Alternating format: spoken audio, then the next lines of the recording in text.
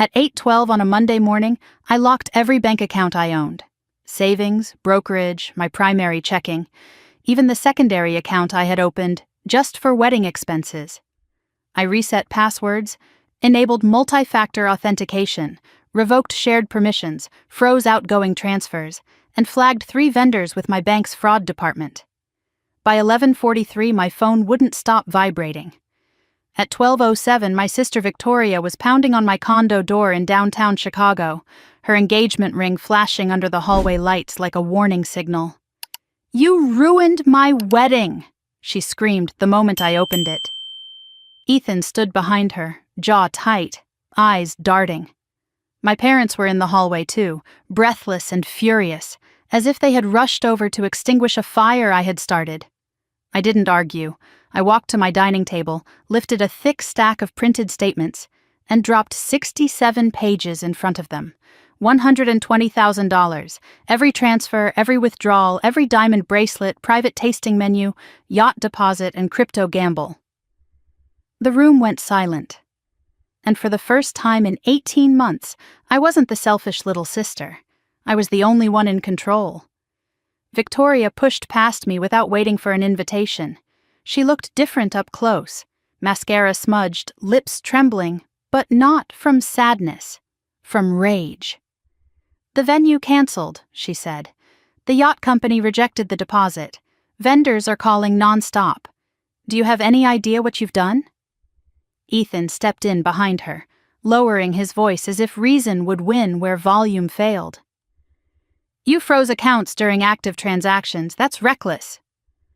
My mother's eyes scanned the pages on the table but didn't focus on the numbers. "Isabella, how could you humiliate your sister like this?" Humiliate. That word echoed in my head. I pulled out a chair and sat down slowly. "Do you know how much has been withdrawn?" My father frowned. "You agreed to help with the wedding." "I agreed to limited access," I said. "Not unlimited withdrawal." Victoria grabbed the top sheet. "This isn't what it looks like."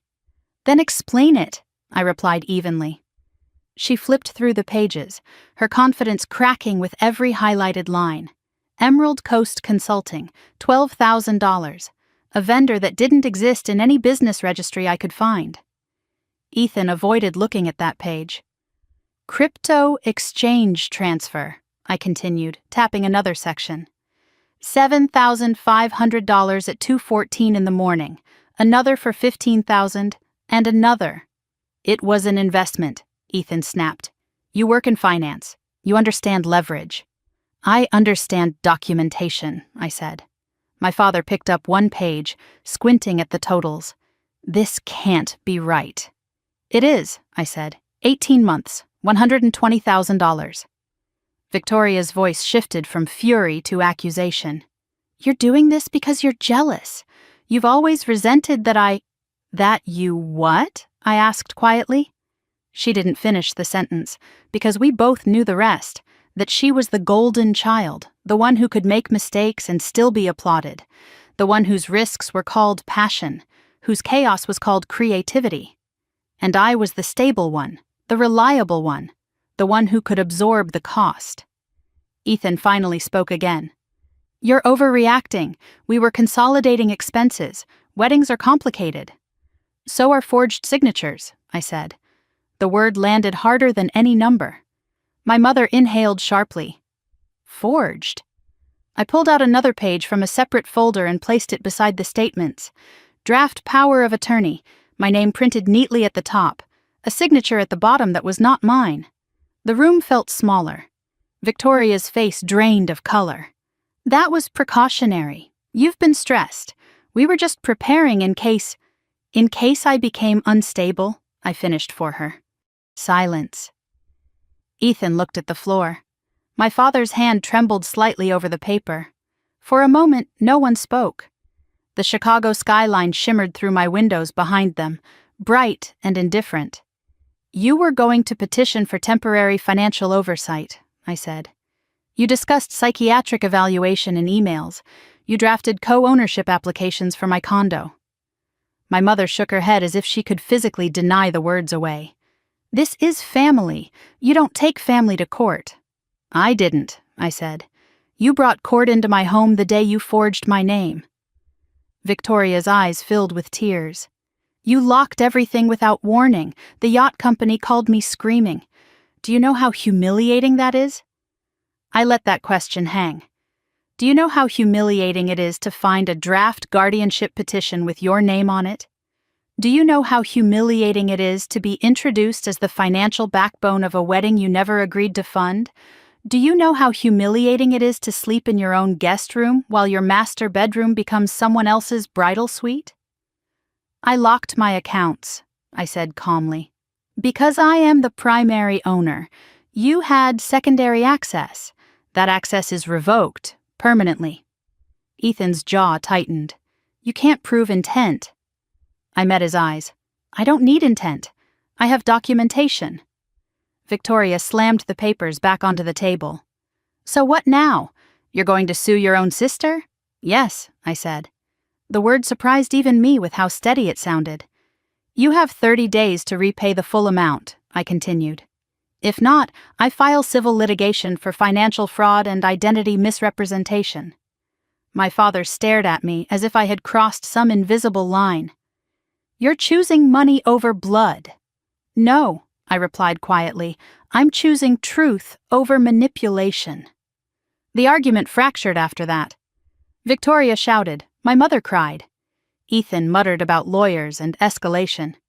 My father repeated words like extreme and unnecessary. But the power dynamic had shifted. They weren't debating whether the money had been taken. They were debating whether I had the right to stop it. Eventually, Victoria stormed out first. Ethan followed, shooting me a look that was more calculation than anger. My parents lingered in the doorway. My mother whispered, "You're breaking this family apart." I held the door open. It was already breaking, I said. When the door finally closed, the silence inside my condo felt different. Not empty, controlled. I walked back to the table and ran my hand over the 67 pages. Venue deposit, $5,000. That was the first transfer, 18 months ago. At the time, it had felt small, temporary, sisterly. 3 months, that was the deal. They had needed a place to stay before the wedding, a short bridge between leases, a supportive gesture. I had just sold my startup equity stake. I had built my first serious investment portfolio. I was saving for a townhouse before I turned 33. I had space. I had stability. I had said yes. Because that's what good sisters do. I didn't know that yes would turn into shared account access. That shared access would turn into quiet transfers. That quiet transfers would turn into crypto losses, luxury rentals, and legal drafts with my forged signature. I picked up the top page again. $5,000. That was the first crack. Back then I hadn't seen it as betrayal. I had seen it as family. And that was my first mistake. 18 months earlier, the wire transfer hit my account on a Thursday afternoon. I was sitting at my desk in my condo, still in work clothes, when the notification popped up on my phone. The sale of my startup equity had finally closed. The number looked surreal for a second. More zeros than I'd ever seen attached to my name. It wasn't generational wealth. It wasn't private jet money. But it was enough. Enough to build a real investment fund. Enough to create a 6-month emergency reserve without anxiety. Enough to finally start looking seriously at townhouses in Evanston instead of just bookmarking them. For the first time at 32, I felt stable. Not lucky. Stable. I poured a glass of wine that night and sat on my balcony overlooking the Chicago skyline. The city lights flickered in the distance, and I felt something I hadn't felt in years. Control. My finances were clean. My accounts were organized. Every dollar had a purpose. That weekend, Victoria called. She didn't waste time with small talk. "We're engaged," she said, breathless and triumphant. I smiled despite myself. "Congratulations," Ethan came on the line seconds later, his voice smooth and confident. "We're thinking Napa, vineyard ceremony, something elegant."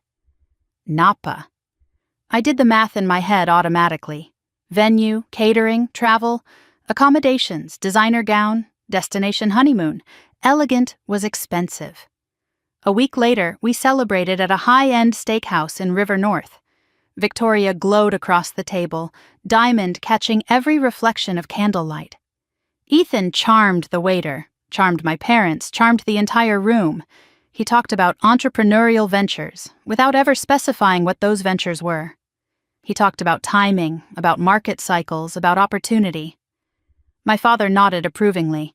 My mother squeezed Victoria's hand like she had just won something. I asked one practical question. "What's the budget?" Victoria waved it off. "It'll work itself out." Ethan grinned. "We're building a life. You can't nickel and dime vision." Nickel and dime vision. I sipped my wine and said nothing. 2 weeks later, Victoria called me again. This time she was crying. "Our lease is ending sooner than we thought," she said. "The landlord sold the building. We just need a place for a little while, 3 months max, until after the wedding." 3 months. It sounded reasonable, temporary, structured. Ethan chimed in from the background. "It would really help us stabilize. We don't want to rush into another lease before the wedding." That word again. Stabilize. My parents called that evening. "You have space," my father said. "It's just practical." "Family supports family," my mother added gently. "You've done so well. Now it's your sister's turn." I stood in my kitchen, staring at the marble countertop I had chosen myself, paid for myself. I valued my routines, my privacy, my order. But 3 months wasn't forever. "Okay," I said. 3 months!" Victoria screamed in relief. "You're the best!" I didn't correct her. Move-in day came with suitcases, garment bags, and more wedding binders than I thought physically possible. Ethan brought expensive whiskey instead of rent money. "For the house," he said with a wink. It was my house. But I let that slide too. At first, it felt almost fun. Planning energy filled the condo. Fabric samples draped over chairs. Venue photos spread across my dining table. Victoria stood in my living room describing floral arches and string quartets. Ethan paced with his phone, negotiating with vendors. I tried to treat it like background noise. Then came the first ask. "We're just short on the venue deposit," Victoria said one evening, sitting across from me at the kitchen island. "5,000. We'll pay it back after the wedding gifts come in." 5,000 was manageable. Temporary. I transferred it from a secondary checking account I rarely used. Victoria hugged me like I had saved her life. A few days later, she approached me again, tone casual.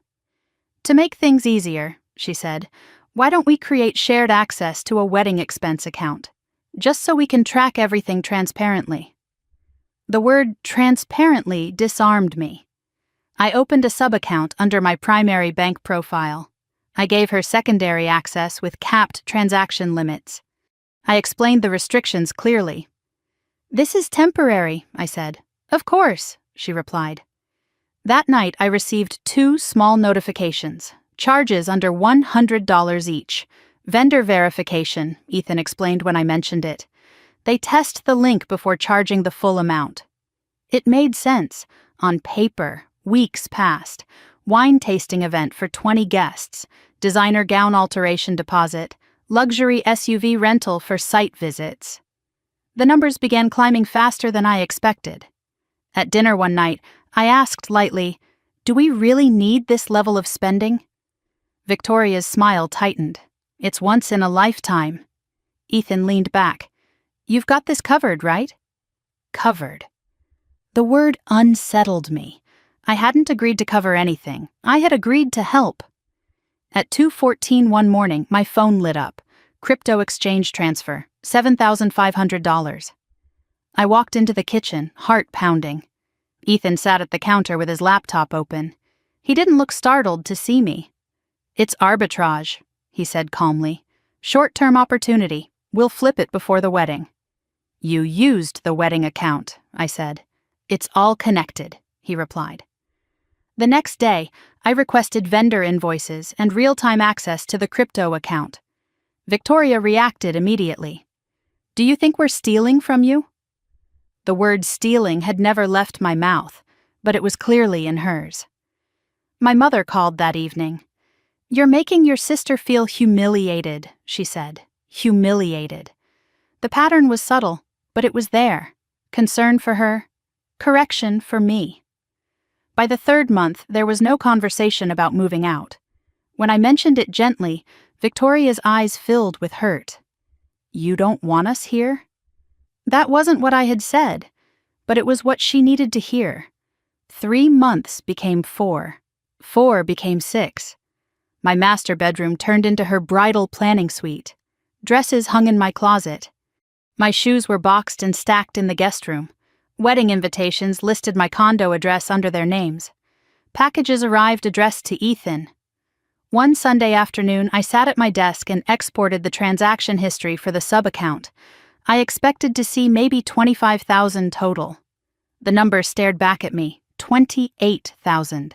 In 6 months, more than double what I had mentally estimated. And several transfers routed through third-party processors instead of direct vendors. I searched one vendor listed as Emerald Coast Consulting.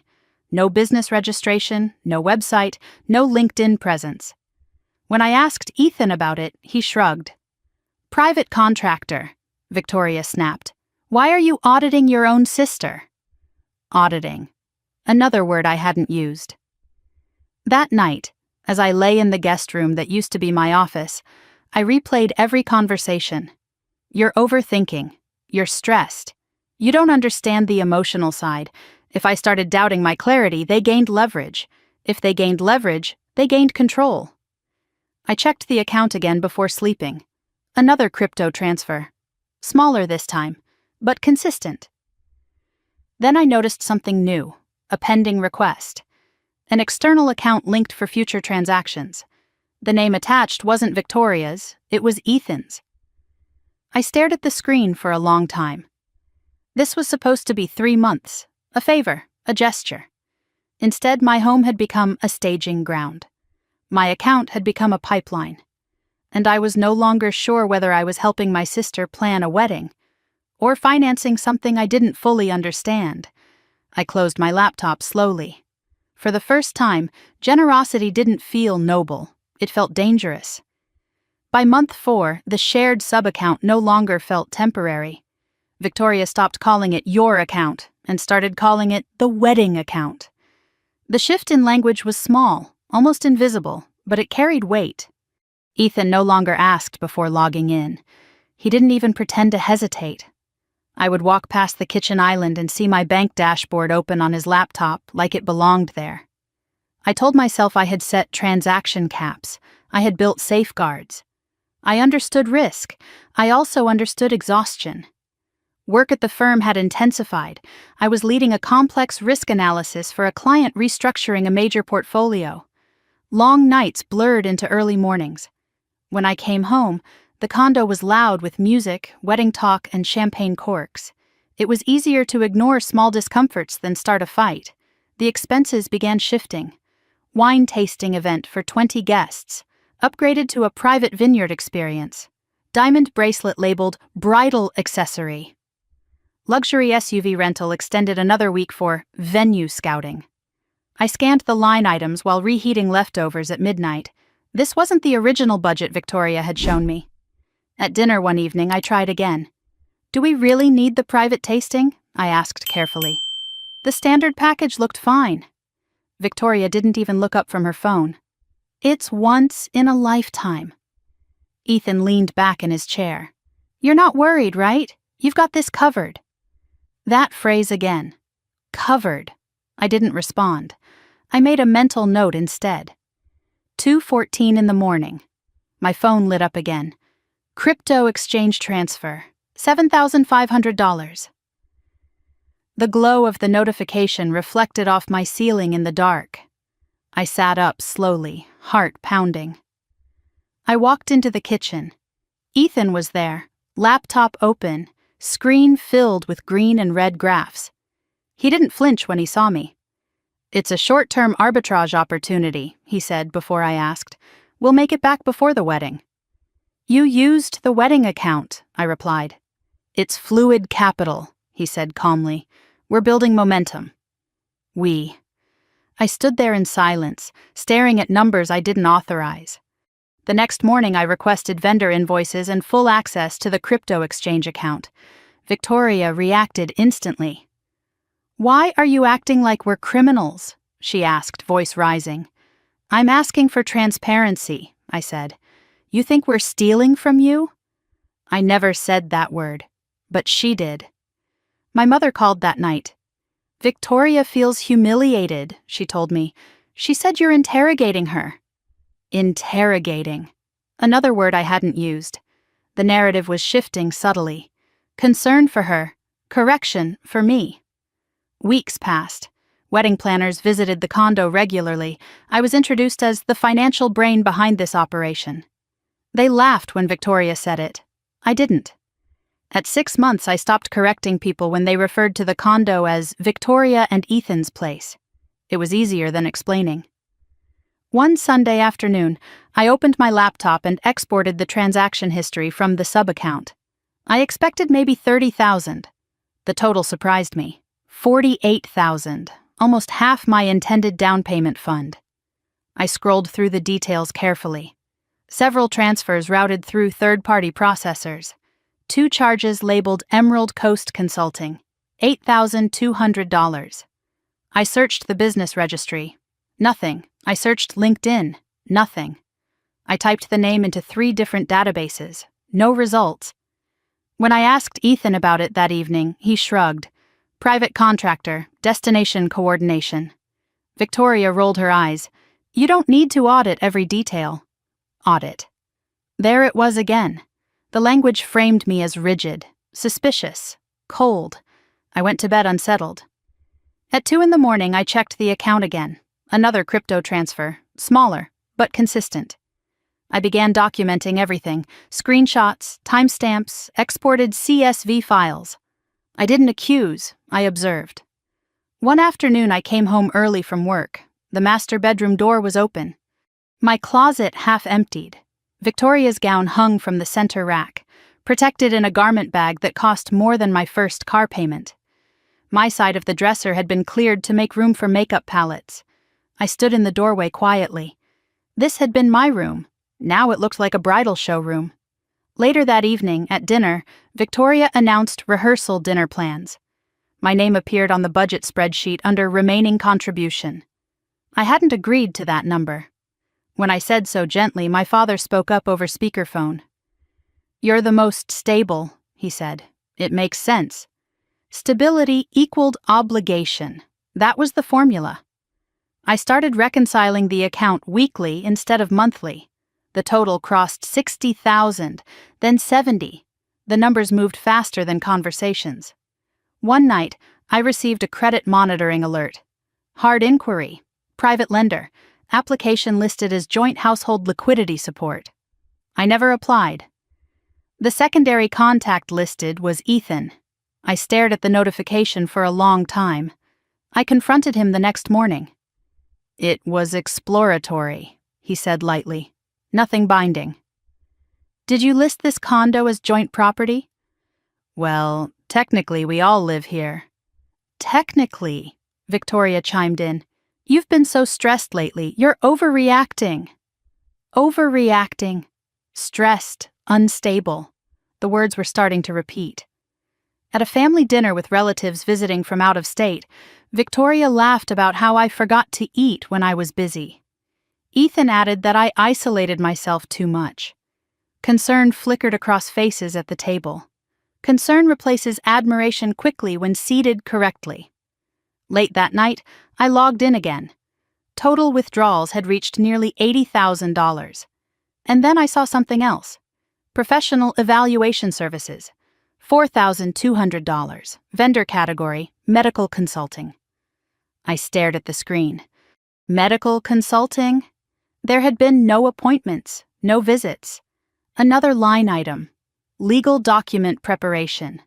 $2,100. My stomach tightened. I replayed conversations in my head, comments about stress, comments about burnout, Jokes about high achievers cracking. It felt less like teasing, more like groundwork. The next morning I left for work early. Halfway to the elevator, I realized I had forgotten my laptop charger. I turned back quietly. As I approached the door, I heard voices from inside. Victoria's voice, low. He doesn't think she'll fight it. Pause. She hates conflict. Ethan responded, too quiet for full clarity. Victoria continued, once it's signed, she won't even know what she agreed to. I didn't open the door. I didn't confront them. I stepped back into the hallway instead, because now something felt different. This wasn't just spending. It wasn't even just deception. It sounded like planning. I returned to the office that day and pulled the transaction logs again, $83,000. Then I noticed something new.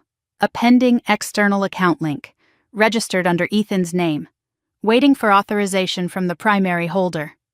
Me. They had hit the cap. They were trying to expand access. That was the moment generosity stopped feeling like a virtue. It felt like a vulnerability. That night, I lay awake in the guest room that used to be my office.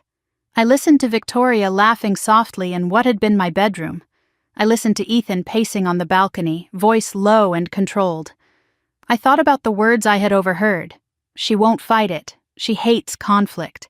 They had mistaken my calm for weakness, my discipline for passivity, my generosity for endless supply.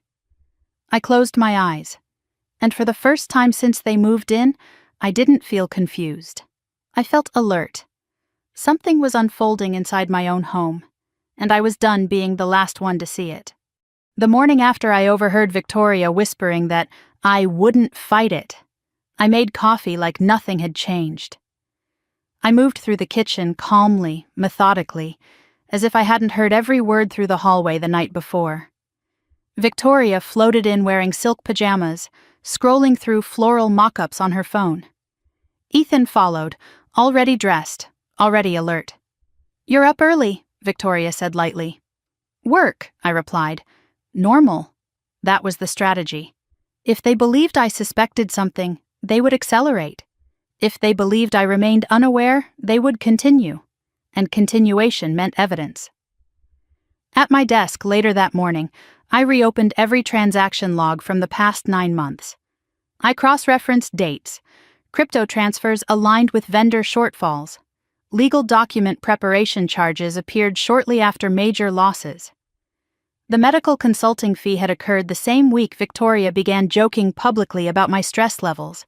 It wasn't random, it was layered. At lunch, I stepped outside my office building and called the law firm listed on the draft power of attorney document. I didn't identify myself at first.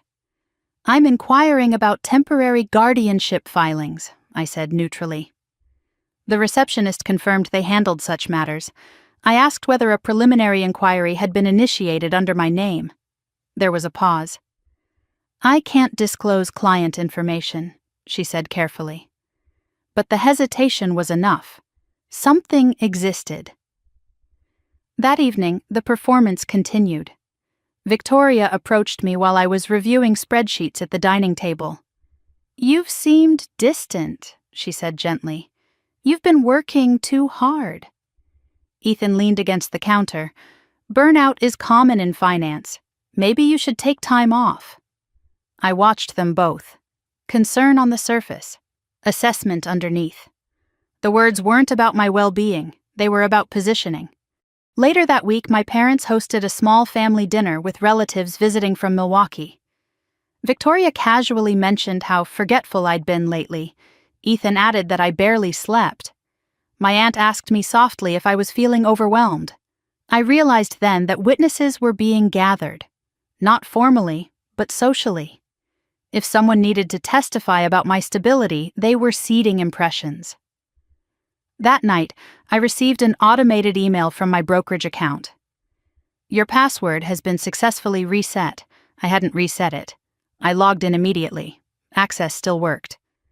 But the recovery phone number had changed. It listed Victoria's number. My hand stayed steady, but something inside me shifted permanently. The next morning, I confronted her privately. There was a password reset on my brokerage account, I said calmly. Your number is listed as recovery. She blinked twice. That must be a glitch. Ethan chimed in from behind her. Maybe you clicked something by accident. The tone was almost patronizing, as if explaining a minor tech issue to someone less competent. I looked directly at Victoria. Did you access my brokerage account? She smiled thinly. Why would I? Why would she? The question lingered in the air like smoke. By month 10, the condo no longer felt like my home. Wedding invitations arrived addressed to Victoria and Ethan at my address. Packages piled near the door under both their names. My building concierge greeted Ethan as if he were the primary resident. One afternoon, I returned home early and found my office rearranged.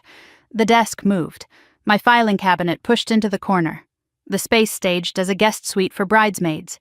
My financial files were stacked carelessly against the wall. I stood in the doorway quietly. No one asked, no one warned. It had simply been decided.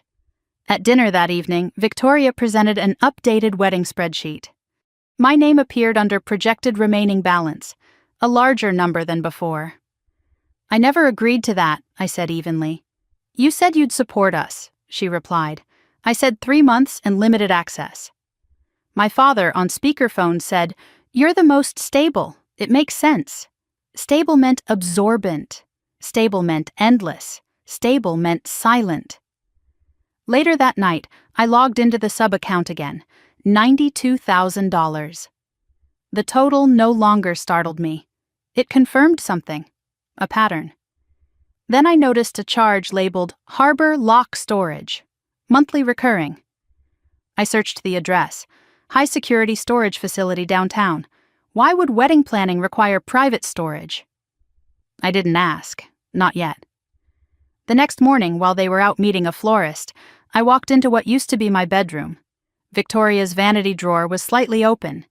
Inside, a manila folder. I didn't open it then. Not yet. Instead, I closed the drawer and stepped back.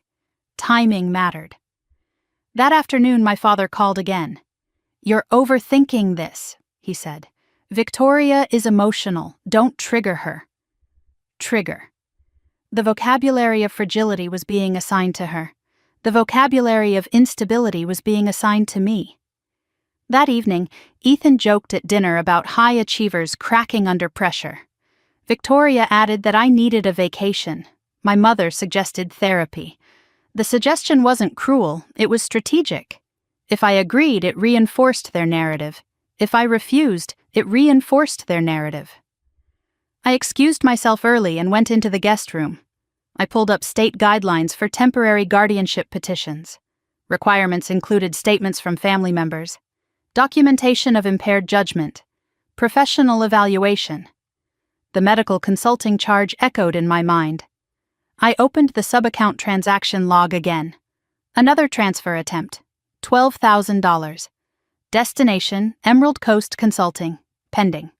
Requiring primary authorization. They had hit the limit. They were pushing boundaries. The next morning, I left for work early. Halfway to the elevator, I remembered my badge. I returned quietly.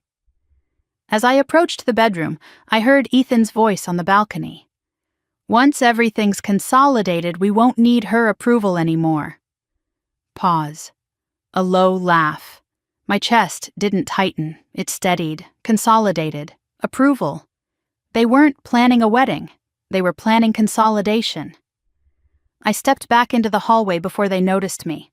I went to work, and for the first time since they moved in, I wasn't confused. I wasn't generous. I wasn't trying to keep peace. I was calculating. They thought I hated conflict. They thought I wouldn't fight. They thought stability meant compliance. They were wrong. That night, I sat alone at my desk and wrote 2 columns on a blank page. What they have. Shared access, family narrative, assumed trust. What I have. Primary ownership, transaction records, draft documents, time. I closed the notebook slowly. The condo was loud again with wedding talk and laughter drifting down the hallway. But something had changed. They believed they were building leverage. They didn't realize they were building evidence. And I was no longer the last person in the room to understand what was happening. I was the only one preparing for what came next. By month 10, I no longer corrected anyone when they referred to the condo as Victoria and Ethan's place.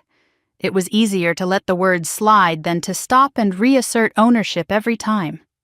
My master bedroom was permanently theirs now. The bridal suite, Victoria called it.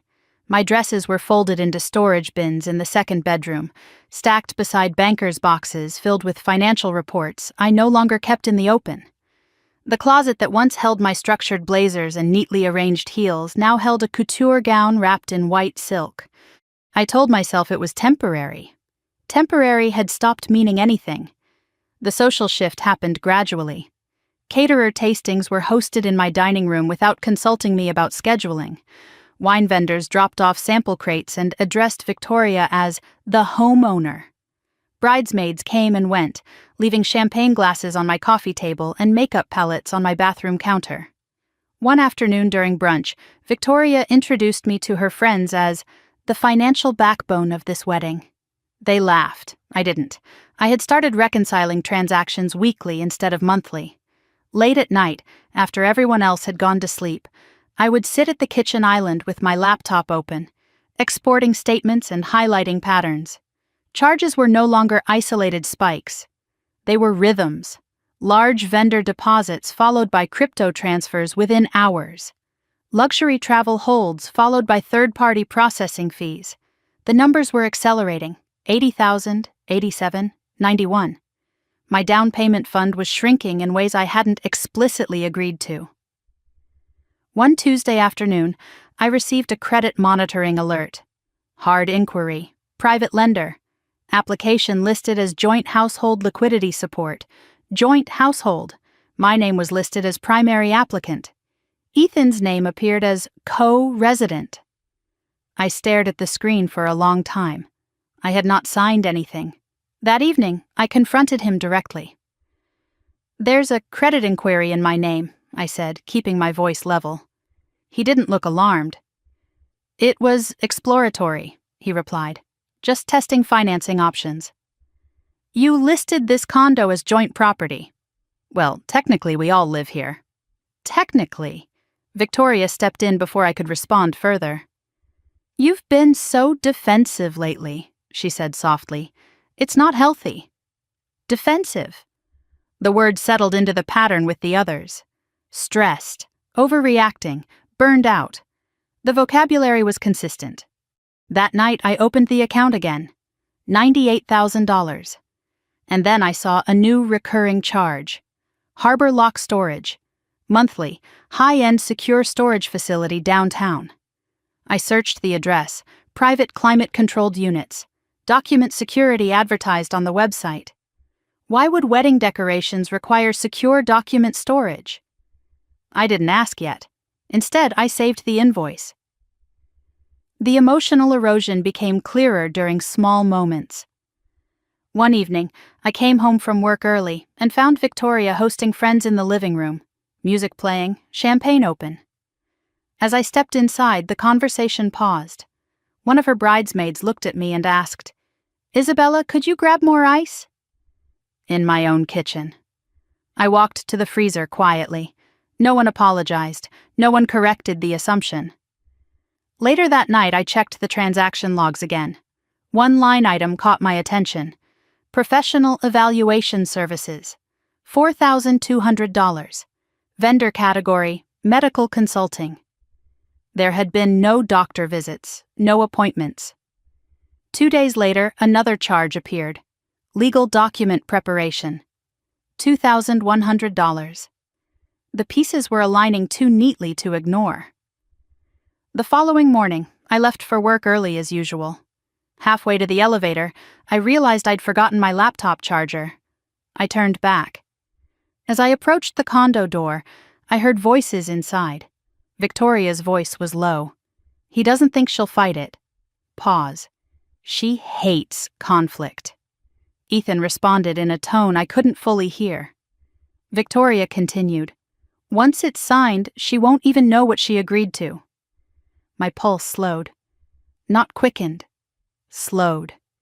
I stepped away from the door and took the elevator down without entering. At the office, I closed my door and opened every statement from the last 12 months. The cumulative total crossed $100,000. 103, 107, 111. It wasn't one reckless splurge. It was systematic, structured. I examined the timeline against their conversations about my stress. Each time I questioned spending, the narrative intensified. Each time crypto losses spiked, comments about burnout increased. They weren't just spending money, they were building context. Later that week, I came home unexpectedly in the middle of the afternoon. Victoria and Ethan had stepped out. The condo was silent. For the first time in months, it felt like mine again. I walked into the master bedroom slowly. The vanity drawer was slightly open. Inside sat a manila folder. I hesitated only briefly before pulling it out. Inside were printed drafts. Application to add Victoria as co-owner to the condo. Power of attorney document with my name at the top. Signature line filled in. Not my handwriting. Attached were email exchanges between Victoria, Ethan, and a lawyer named Marcus Feldman. Phrases leapt off the page. Temporary financial oversight, stress-related instability, joint living arrangement justification. If Isabella shows resistance, psychiatric evaluation may support temporary guardianship. Guardianship! The word blurred for a moment before sharpening. This was not about wedding expenses. This was about control. Behind the legal drafts were copies of Harbor Lock storage receipts. Unit registered under Ethan's name. Purpose listed as document security. They weren't storing decorations. They were storing leverage. At the back of the folder was a handwritten note in Ethan's writing. She trusts family. Don't push too hard. After the wedding, it's easier. After the wedding, meaning after legal ties, after assets merged, after optics secured. I sat on the edge of what used to be my bed and felt something crystallize. Every dinner conversation about stress, every joke about burnout, every comment about high achievers cracking. It wasn't concern. It was groundwork. My phone vibrated in my hand. Another transfer attempt. $12,000. Destination, Emerald Coast Consulting. Pending, requiring primary authorization. They had reached the ceiling of what secondary access allowed. They were pushing for expansion. I photographed every page of the folder. Front and back, close-ups of signatures, email headers, timestamps. Then I placed everything back exactly as I had found it. Drawer slightly open. Folder angled to the left. I washed my hands in the bathroom sink afterward. Not because they were dirty, because touching those documents felt contaminating. That evening at dinner, Victoria smiled brightly. "You've seemed calmer lately," she said. "I'm glad you're not overthinking things anymore." Ethan watched me carefully. I smiled back. For the first time in months, I wasn't reacting. I wasn't asking. I wasn't trying to preserve peace. I was preparing. They thought I wouldn't fight. They thought I hated conflict. They thought stability meant silence. They were about to learn the difference between quiet and unaware. And this time, I wasn't the one being positioned. I was the one gathering proof. The morning after I found the folder in Victoria's drawer, I made breakfast like nothing had happened. Egg whites, black coffee, the same routine I followed every weekday. Victoria scrolled through seating charts at the kitchen island, humming under her breath. Ethan typed something on his phone, expression neutral. They looked relaxed. They believed they were still ahead. I moved quietly through the condo, memorizing their comfort. Emotion is loud, evidence is silent. I left for work at my usual time, badge clipped to my coat, posture steady.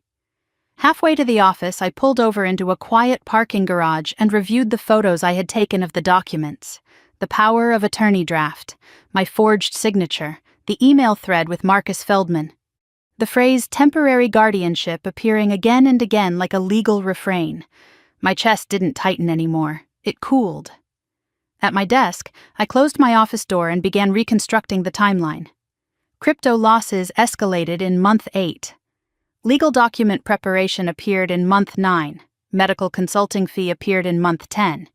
Conversations about my stress intensified around the same time. The structure wasn't emotional, it was procedural. That afternoon, I called the law firm again, this time identifying myself. "I'd like to confirm whether any preliminary documents have been prepared in my name," I said calmly. There was a pause. "I'm sorry, I cannot disclose that information without a signed release," the receptionist replied. But the tone had shifted. There was recognition. Someone had discussed my name.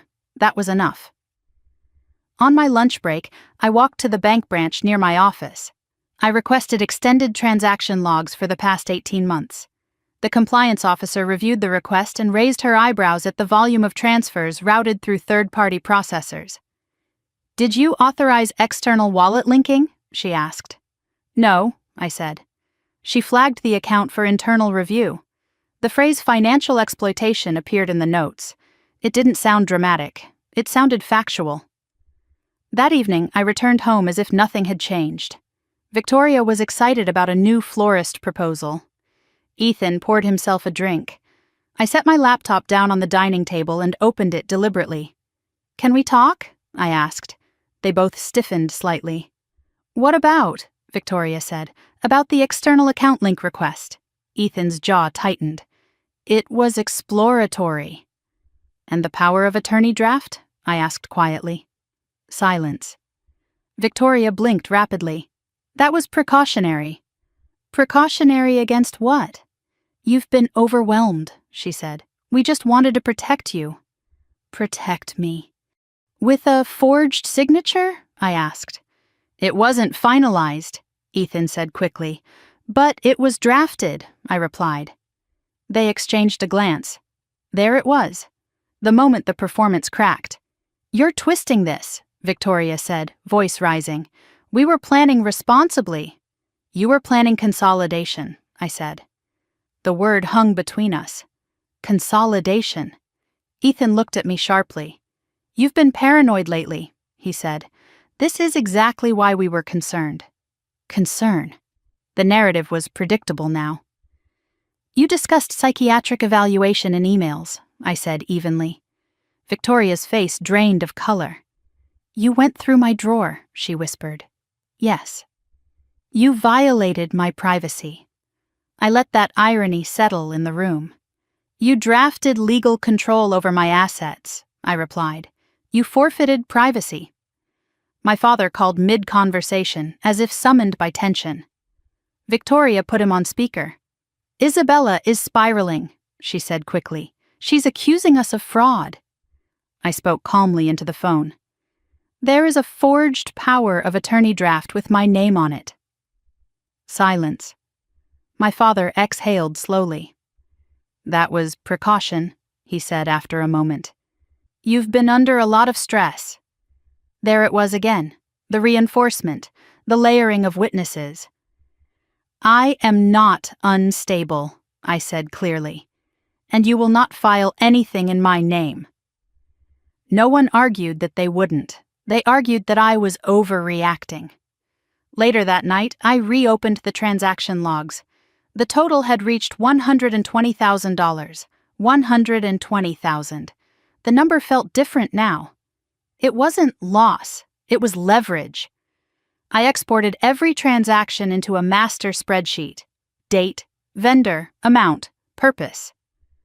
I cross-referenced crypto transfers with external wallet IDs. I documented every instance of third-party routing. The structure became undeniable. This wasn't chaotic spending, it was layered misdirection. At 2 a.m, another transfer attempt appeared. $15,000. Destination, Emerald Coast Consulting. Status, pending, authorization required from primary account holder.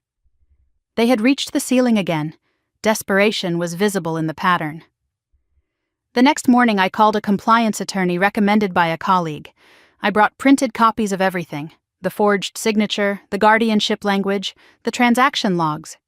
He reviewed the document silently. "This is potential financial fraud," he said finally, "and attempted asset control."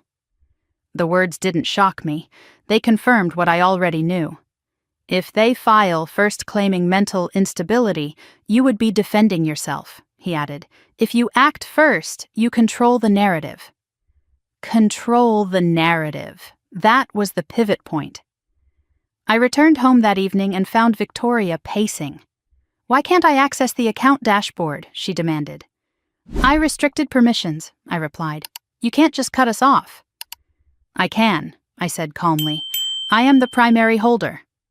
Ethan stepped closer. You're escalating this. No, I said, I'm correcting it. He stared at me for a long moment. You're making a mistake. I've already made one, I replied, letting you in. That night, I drafted a formal demand letter with my attorney's guidance. 30 days to repay $120,000. Failure to comply would result in civil litigation for fraud and identity misrepresentation. I didn't send it yet. Timing mattered. The following morning, before leaving for work, I logged into my account one last time. Another transfer attempt, $12,000. Declined automatically due to restricted access. Within minutes, my phone began to ring. Victoria, Ethan, my mother. I didn't answer. I watched the calls pile up. They believed I was panicking. They believed I was reacting emotionally. They didn't understand that I had already moved beyond emotion. By the time Victoria pounded on my door hours later, shouting that I had ruined her wedding, the decision had already been made. I wasn't going to wait for them to finish their plan. I was going to end it. They thought I hated conflict. They thought I wouldn't fight. They thought stability meant compliance. They were about to learn that stability can also mean strategy.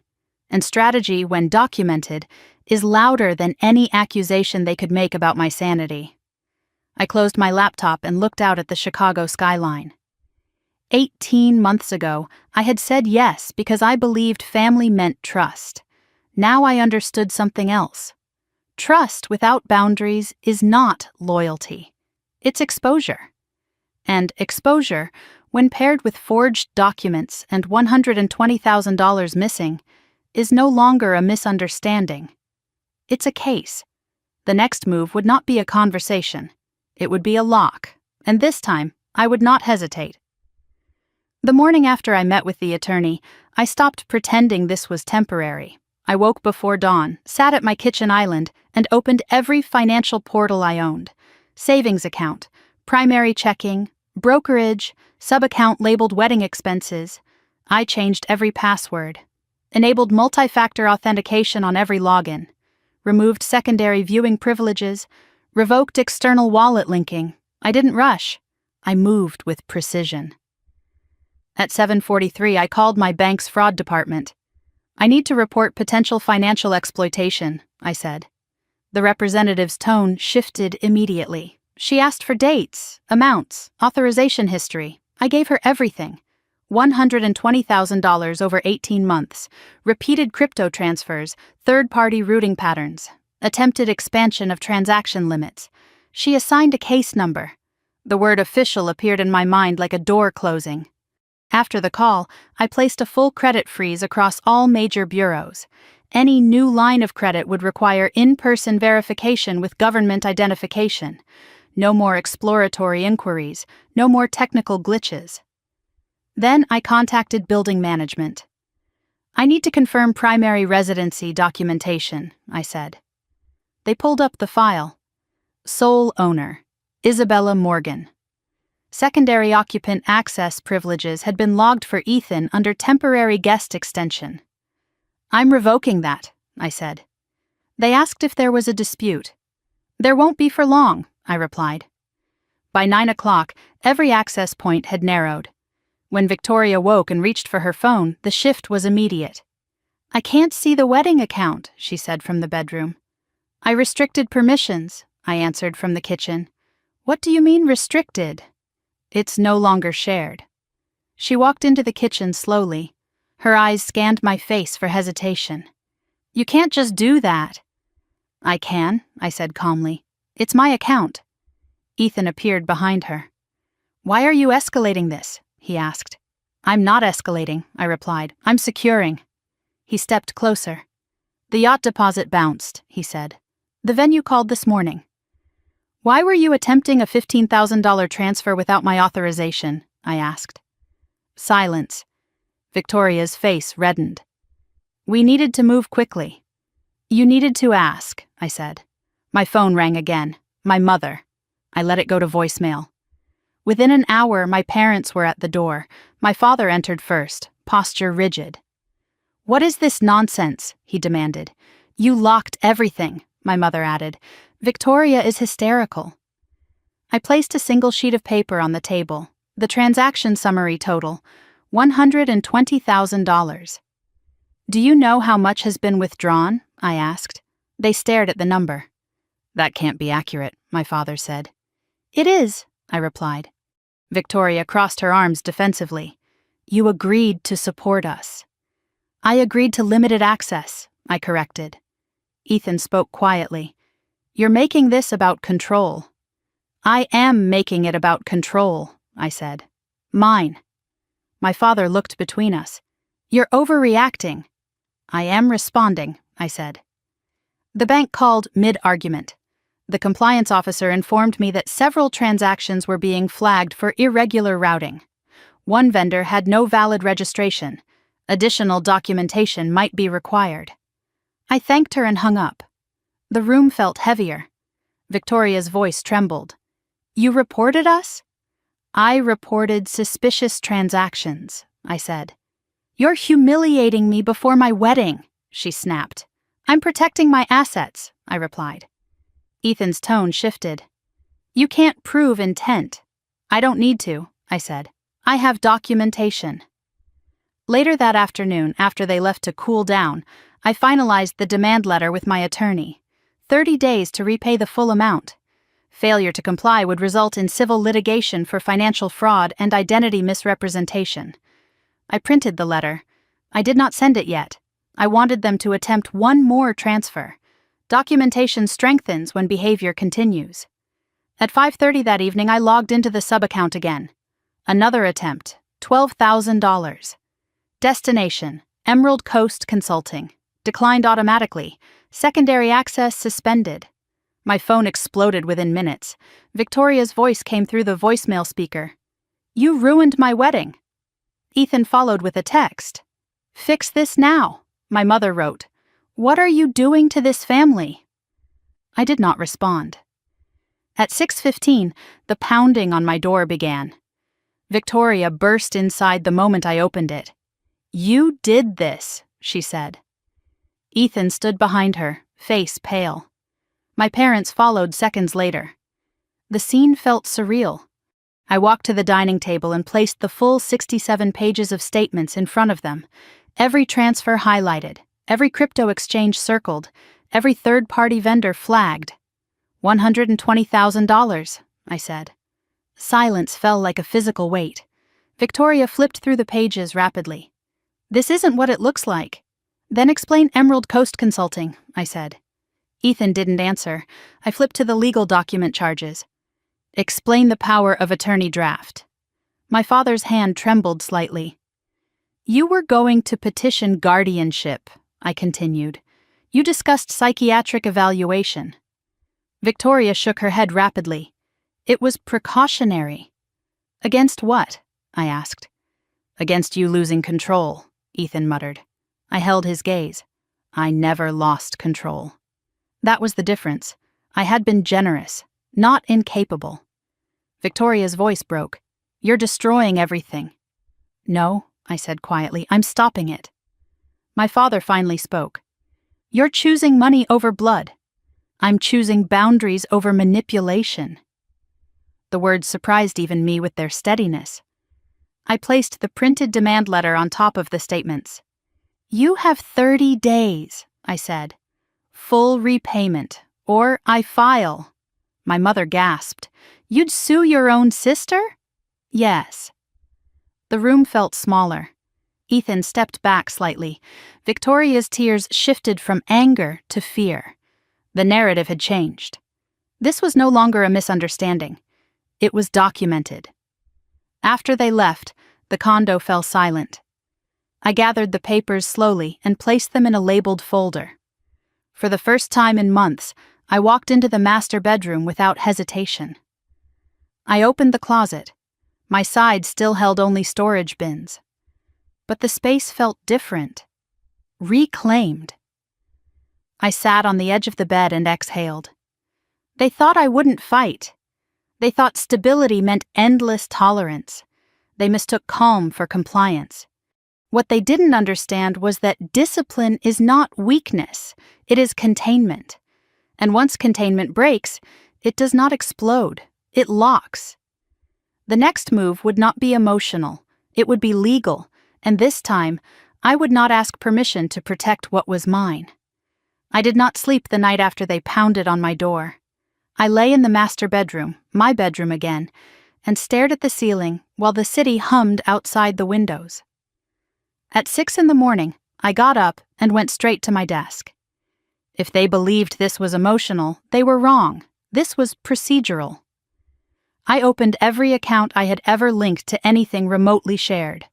Primary checking, savings, brokerage, retirement portfolio, the sub-account that had once been labeled wedding expenses. I downloaded full transaction histories for the past 18 months, CSV files, PDF statements, raw data exports. I built a master spreadsheet, date, amount, vendor, routing path, authorization method. By 8:30, the total sat in bold at the top of the sheet. $120,000. Not approximate, not exaggerated, exact. Every line item documented. Crypto transfers mapped to wallet IDs, third-party processors flagged. Storage unit payments categorized. Legal preparation fees separated into their own column. The pattern was undeniable. This was not overspending. It was strategic misuse. At 9:15, I called my attorney. "I'm ready," I said. He asked only one question.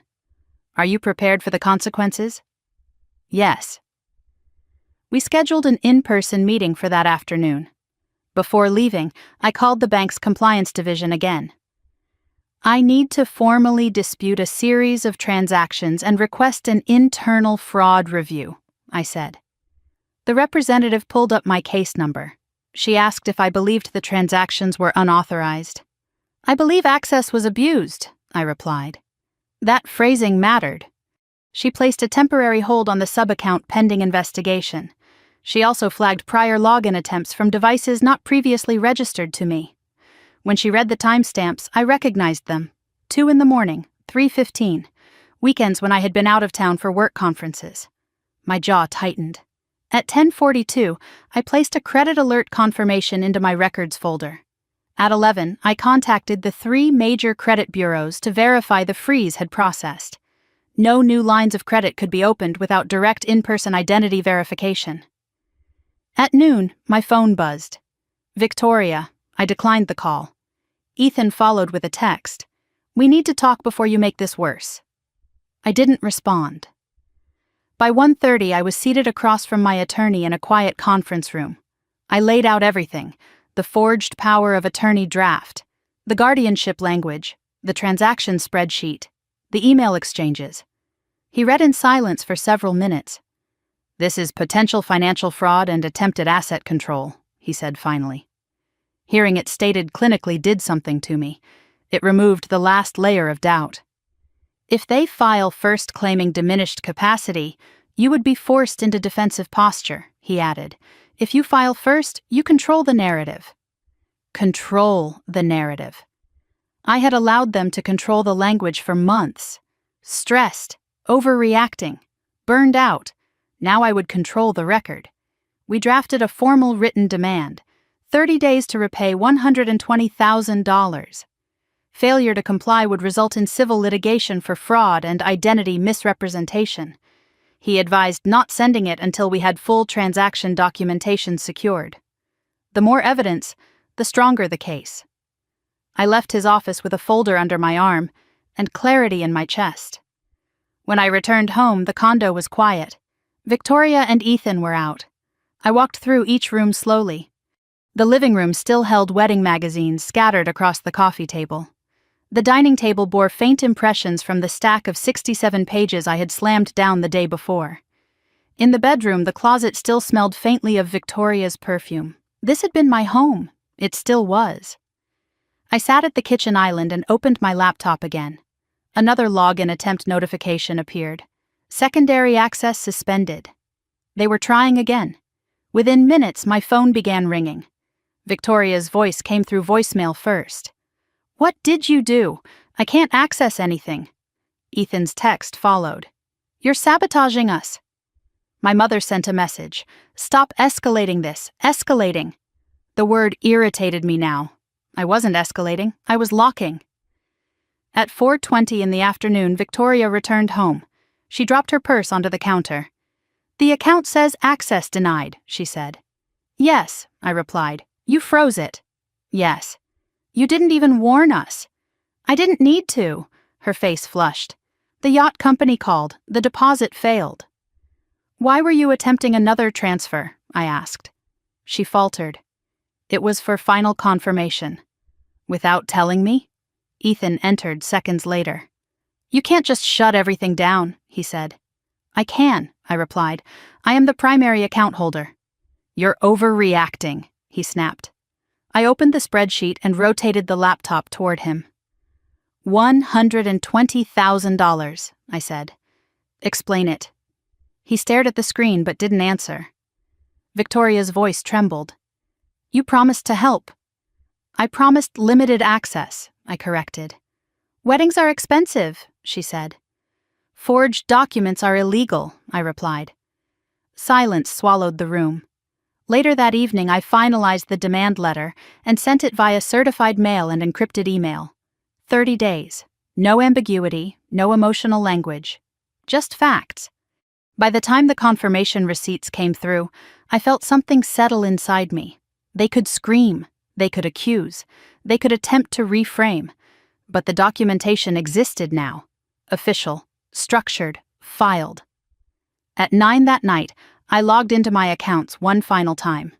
All access secure, all secondary privileges revoked, multi-factor authentication required for every action. I changed one more password. Not because I feared another breach, because I wanted to. Control was not reactive. It was deliberate. Victoria knocked on my bedroom door quietly before midnight. "Are you really going to take this to court?" she asked. "If repayment isn't made, yes." She looked smaller than I remembered. "You're ruining my wedding." I met her eyes. "I didn't ruin it." She left without another word. I lay down and stared at the ceiling again. 18 months earlier, I had said yes because I believed generosity strengthened family. Now I understood something else. Generosity without boundaries invites exploitation. They thought I wouldn't fight. They thought stability meant infinite supply. They mistook calm for compliance. Tomorrow, the real confrontation would begin. Not with shouting, not with accusations, with a case number. And once something becomes a case, it no longer belongs to emotion. It belongs to record.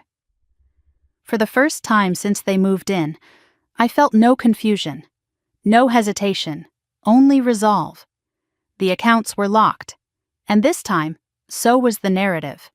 The certified mail receipt confirmed delivery at 10:17 in the morning. I watched the notification appear on my phone while sitting in my office conference room, sunlight cutting across the polished table in sharp lines. 30 days had officially begun. At 11:32, Victoria called. I let it ring. At 11:34, Ethan called. I let that ring too. By noon, my mother had left a voicemail thick with restrained panic. "Isabella, please don't do this publicly. We can talk." Publicly, as if the existence of documentation were the embarrassment, not the behavior. At 1:15, an email arrived from an unfamiliar address. Subject line, representation notice. Ethan had retained counsel. The message was concise. They disputed the characterization of fraud. They claimed verbal agreement for financial support. They suggested mediation. I forwarded the email to my attorney without comment. Within an hour, he replied, "We expected this." Of course we did. Narratives don't collapse quietly. They resist. When I returned home that evening, The condo felt different, quieter. Victoria sat at the kitchen island with red eyes and a glass of wine she hadn't touched. Ethan paced near the balcony, phone pressed to his ear. My parents were there too. The intervention had been assembled. My father stood when I walked in. "Sit down," he said. I didn't. "What do you want?" I asked. "Withdraw the letter," my mother said immediately. "We can handle this internally." Internally. 18 months of internal handling had led here. Victoria looked at me with something softer than anger. "You blindsided us," she said. "You forged my signature," I replied. Ethan ended his call and stepped forward. "There was no forgery," he said. "There was a draft." "A draft with my name signed," I corrected. He exhaled sharply. "You're framing this to look criminal." "It is criminal," I said. The word landed heavier than the previous ones. My father's jaw tightened. "You are going to destroy your sister's future." "I am protecting mine." Victoria's voice cracked. "You always do this." "Do what?" "Act like you're above us." I felt something inside me go still. "This isn't about superiority," I said quietly. "It's about ownership." Silence. Ethan broke it first. "If this goes to court, it becomes record. Employers see that. Banks see that. Everyone sees it." "Yes," I said. "And you're comfortable with that?" "Yes." He stared at me like I had become someone unfamiliar. Maybe I had. The next morning, I received a formal mediation proposal. They offered partial repayment, $35,000, in exchange for withdrawing all allegations of fraud. I read the number twice, 35,000, not even half, not even close. I called my attorney. "We decline," I said before he finished explaining the strategy. He didn't argue. He knew me well enough now. By midweek, something shifted in the household. Victoria stopped arguing. She started crying. Not performative tears, quiet ones.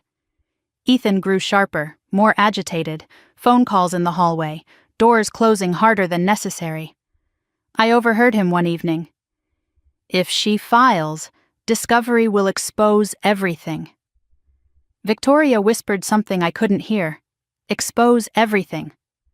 The phrase lingered. The following afternoon, I received a call from the bank's compliance officer. Several flagged transactions were now under formal review. One vendor, Emerald Coast Consulting, had no registration record in Illinois or California. Funds had been routed through an intermediary account tied to a private crypto wallet. The wallet ID matched one connected to Ethan's device logins. I thanked her calmly. After hanging up, I sat very still. Evidence was no longer circumstantial. It was technical. That evening, I placed a printed summary of the bank's findings on the dining table. Victoria saw it first. "What is that?" she asked. "Compliance review summary," I said. Ethan read it next. His face paled slightly. "You went to the bank?" he asked. "Yes. You reported me. I reported suspicious transactions." My father arrived an hour later, summoned by panic. He read the summary and went silent. "This is escalating beyond family," he said finally. "It already was," I replied. Victoria's tears came faster now. "I never meant for this to spiral," she whispered. "Spiral." The language shifted again, from control to chaos, from planning to accident. "You discussed guardianship," I reminded her. "That was Ethan's idea," she said quickly. Ethan's head snapped toward her. The fracture widened in real time. "So now you're blaming me?" he demanded. "You said it was protective," she shot back. "It was strategic," he corrected without thinking. The word hung in the air like a confession. Strategic. My father looked at Ethan differently after that. Not like a son-in-law, like a liability. 2 days later, another email arrived from Ethan's attorney. Revised settlement proposal, $70,000, structured payments, confidentiality clause, no admission of wrongdoing, closer, still incomplete. I declined again. If the amount wasn't whole, the record would be. By the end of the week, the condo felt like a pressure chamber. Victoria barely spoke. Ethan moved with restless energy. My parents oscillated between pleading and silent resentment. Saturday afternoon, Victoria asked if we could talk alone. We sat in the living room where she had once planned her dream wedding. "I didn't think you'd actually file," she admitted. "I will," I said. She looked down at her hands. "He said once we were married, everything would feel stable." He? Not we. The shift was subtle but unmistakable. "Stable doesn't come from control," I said quietly. She didn't respond. That night, my phone buzzed again. This time it wasn't Victoria or Ethan. It was a notification from the court e-filing system. My attorney had submitted the complaint. Case number assigned. Civil action, financial fraud, and identity misrepresentation.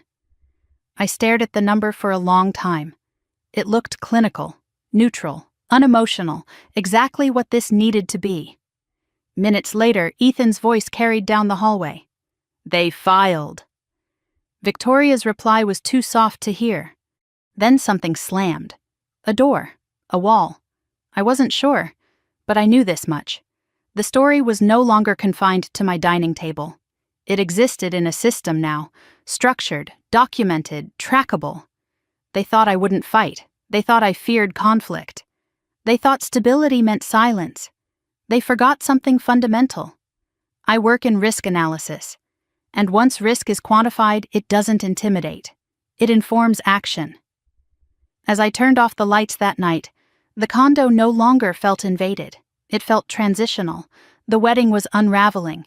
The narrative was shifting. And for the first time since they moved in, I was not reacting. I was leading. Tomorrow they would wake up not as victims of my overreaction, but as defendants in a documented case. And that changes everything. The summons was served on a gray Wednesday afternoon. I wasn't home when the process server knocked, but building security called me immediately. "There's a courier asking for Victoria Morgan and Ethan Blake," the concierge said. "Legal documents." "Let them up," I replied.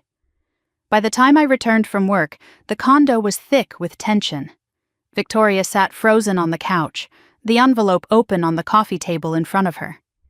Ethan stood by the window, jaw clenched, reading the complaint for what must have been the 10th time. My parents were already there. Of course they were. "This is unbelievable," my father said the moment I stepped inside. "No," I replied evenly, "it's documented." Victoria's eyes were swollen. "You actually filed," she whispered. "Yes." Ethan looked at me sharply. "You're alleging fraud." "I am alleging documented financial misuse and identity misrepresentation." "You're destroying us," he snapped. "I am protecting myself." He stepped closer, lowering his voice. "You don't understand what discovery will expose." "I do," I said. "That's the point." Silence followed. For the first time, no one accused me of overreacting. They were reading the language. Count 1, financial fraud. Count 2, identity misrepresentation. Count 3, attempted asset control through forged documentation. The words were clinical, cold, impossible to reframe as sibling misunderstanding. Victoria's hands trembled. "You could have handled this privately," she said. "I tried," I replied. 18 months of quiet tolerance, 9 months of subtle warnings, weeks of escalating access attempts. Privately had not worked. Ethan threw the complaint back onto the table. "You have no proof of intent." I walked to my desk and returned with a printed compliance summary from the bank. Crypto wallet linkage logs, third-party routing patterns, login timestamps from devices registered to Ethan. I placed them beside the complaint. "Intent will be determined," I said. He didn't respond. That night, the first visible crack appeared. Ethan's phone rang constantly. He took calls on the balcony, pacing. His tone shifted from confident to strained. Victoria stayed silent. The next morning I woke to raised voices. "You told me it was contained," Victoria hissed. "It was until she escalated," Ethan shot back. She didn't escalate, she said quietly. She locked what was hers. The difference in language mattered. I made coffee without acknowledging them. By noon, my attorney emailed an update. Ethan's counsel had requested expedited mediation. Now. Not 30 days. Now. Fear changes pacing. That evening, the vineyard venue called Victoria directly. The deposit was frozen pending payment confirmation. Without immediate funds, the date would be released. Victoria stared at her phone as if it had betrayed her. "This can't be happening," she whispered. "It is," Ethan muttered. My mother arrived again.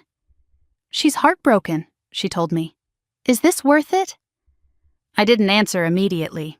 I looked at Victoria sitting on my couch, in my condo, with a complaint bearing my name on the header. "It's not about worth," I said finally. "It's about boundary." My father rubbed his temples. "This will follow the family forever." No, the documentation would. The behavior had already followed us. The next day, something shifted again.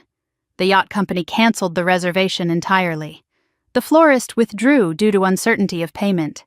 Bridesmaids began texting Victoria quietly, asking what was going on. Narratives spread quickly. By Friday afternoon, Ethan received a separate notice. The court had authorized preliminary document preservation. He was legally required to retain all financial communications. He read the email twice. "You're serious about this," he said. "I was serious 18 months ago," I replied. That night, Victoria knocked on my bedroom door. She didn't come in. She stood in the hallway, smaller than I had ever seen her. "I didn't think you'd actually choose court over me," she said. "I didn't think you'd choose control over me," I answered. Her eyes filled. "It wasn't like that. It was exactly like that." She didn't argue. She went back to the master bedroom and closed the door softly. Saturday morning, Ethan packed a suitcase. Not dramatically, not angrily, quietly. Victoria watched from the doorway. "Where are you going?" she asked. "To stay with a friend," he said, "until this stabilizes." Stabilizes. The word tasted bitter now. He didn't look at me as he left. The door clicked shut. Silence flooded the condo. Victoria stood there for a long time. Then she sat down at the dining table where the 67 pages had once been spread. "This isn't what I wanted," she said quietly. I didn't respond, because what she wanted had never been clearly defined. Status, security, admiration, those are fragile foundations. By Monday, Ethan's attorney submitted a revised proposal. Full repayment over structured installments. No confidentiality clause. No demand to withdraw fraud language. That was new. My attorney called me. "They're feeling pressure," he said. "I know," I replied. Victoria approached me later that evening. "He's talking about separating finances," she said. "You should," I answered. She looked startled. "You're not gloating," she said. "I'm not winning," I replied. "I'm correcting." That night, I walked into the master bedroom fully. No hesitation. I opened the closet. The gown still hung there. White, untouched. The wedding binder sat on the dresser. I closed it gently. This was no longer about a ceremony. It was about consequence. When I returned to the living room, Victoria was staring at the skyline. "He said if the wedding happened, everything would feel stable," she murmured. "And did it?" I asked. She didn't answer, because it hadn't happened.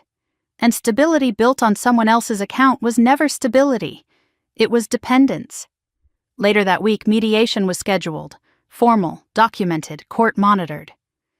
As I reviewed the updated repayment proposal, I realized something quietly powerful.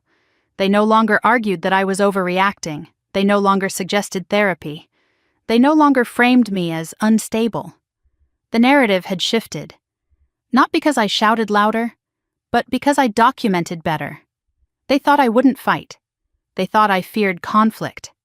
They thought stability meant silence. Now they understood something else. Stability can mean evidence, and once evidence enters a courtroom, it doesn't disappear under emotion. It stands. The condo felt different that night. Not fractured. Transitional. Ethan was gone. Victoria was quiet. My parents called less frequently. The wedding date approached without confirmation, and I stood in the center of my living room looking at the city lights flickering beyond the glass.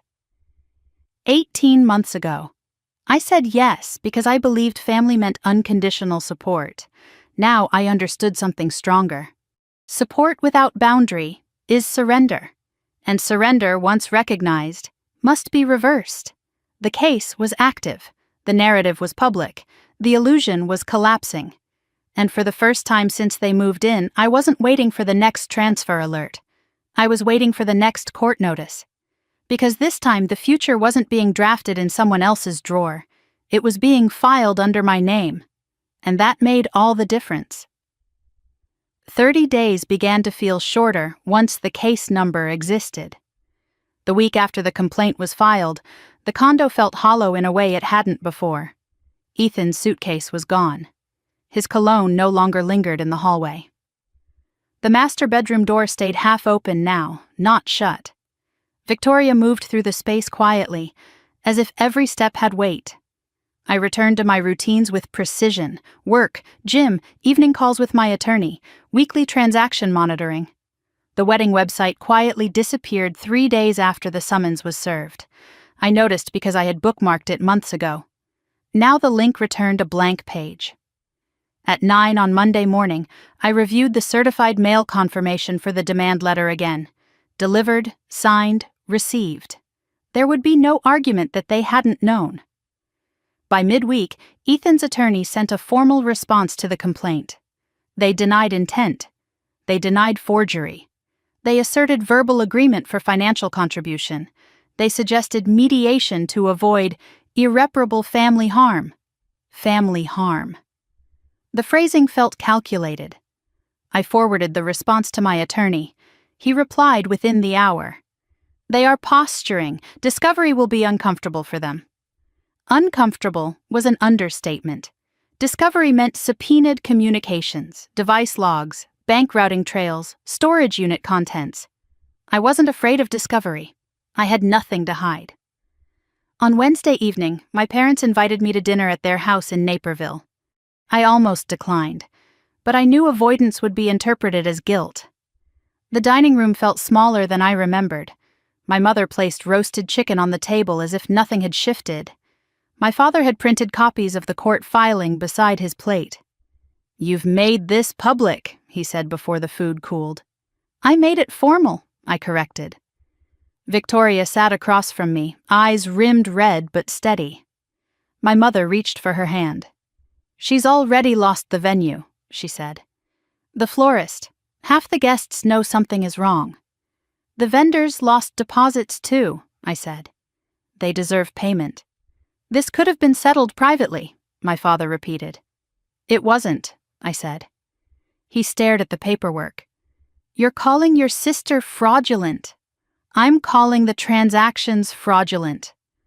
Silence stretched across the table. My mother finally spoke. "Victoria told us you agreed to support the wedding financially." "She told you," I replied. "Did you ask me?" My father's jaw tightened. "We trusted her." There it was. The hierarchy made visible. Trust had never flowed evenly. "You trusted her," I said quietly. "You expected me to absorb." Victoria looked up sharply. "That's not fair." "Neither was forging my name," I replied. The word forgery hung between us again. My father rubbed his temples. "She was overwhelmed." "Overwhelmed people don't draft guardianship petitions," I said. Victoria's fork clattered against her plate. "That was precaution," she whispered. "Against what?" I asked. My mother's eyes filled. "You've seemed distant for months," she said. "You barely sleep. You work constantly." "So that justifies control?" I asked. No one answered. On Friday morning, my attorney called. Ethan's counsel had requested emergency mediation. "Not next month, next week." "They're concerned about criminal exposure," my attorney said. Criminal. The word shifted the room inside my chest. I hadn't filed criminal charges. But bank compliance reports had language that could trigger referral. The pressure was no longer abstract. That afternoon, I received another call from the bank. The internal review had identified 3 transfers routed through an intermediary account tied to a crypto exchange wallet registered under Ethan's email. The timestamps aligned with his login attempts. I thanked the compliance officer. I asked for written confirmation. By evening, the email arrived. Official, structured, traceable. When I walked into the condo that night, Victoria was sitting at the kitchen island staring at her phone. "He moved out for good," she said quietly. I didn't ask who. I already knew. "He said this isn't survivable," she added. I placed my bag on the counter. "Is it?" I asked. She looked at me, tears welling but controlled.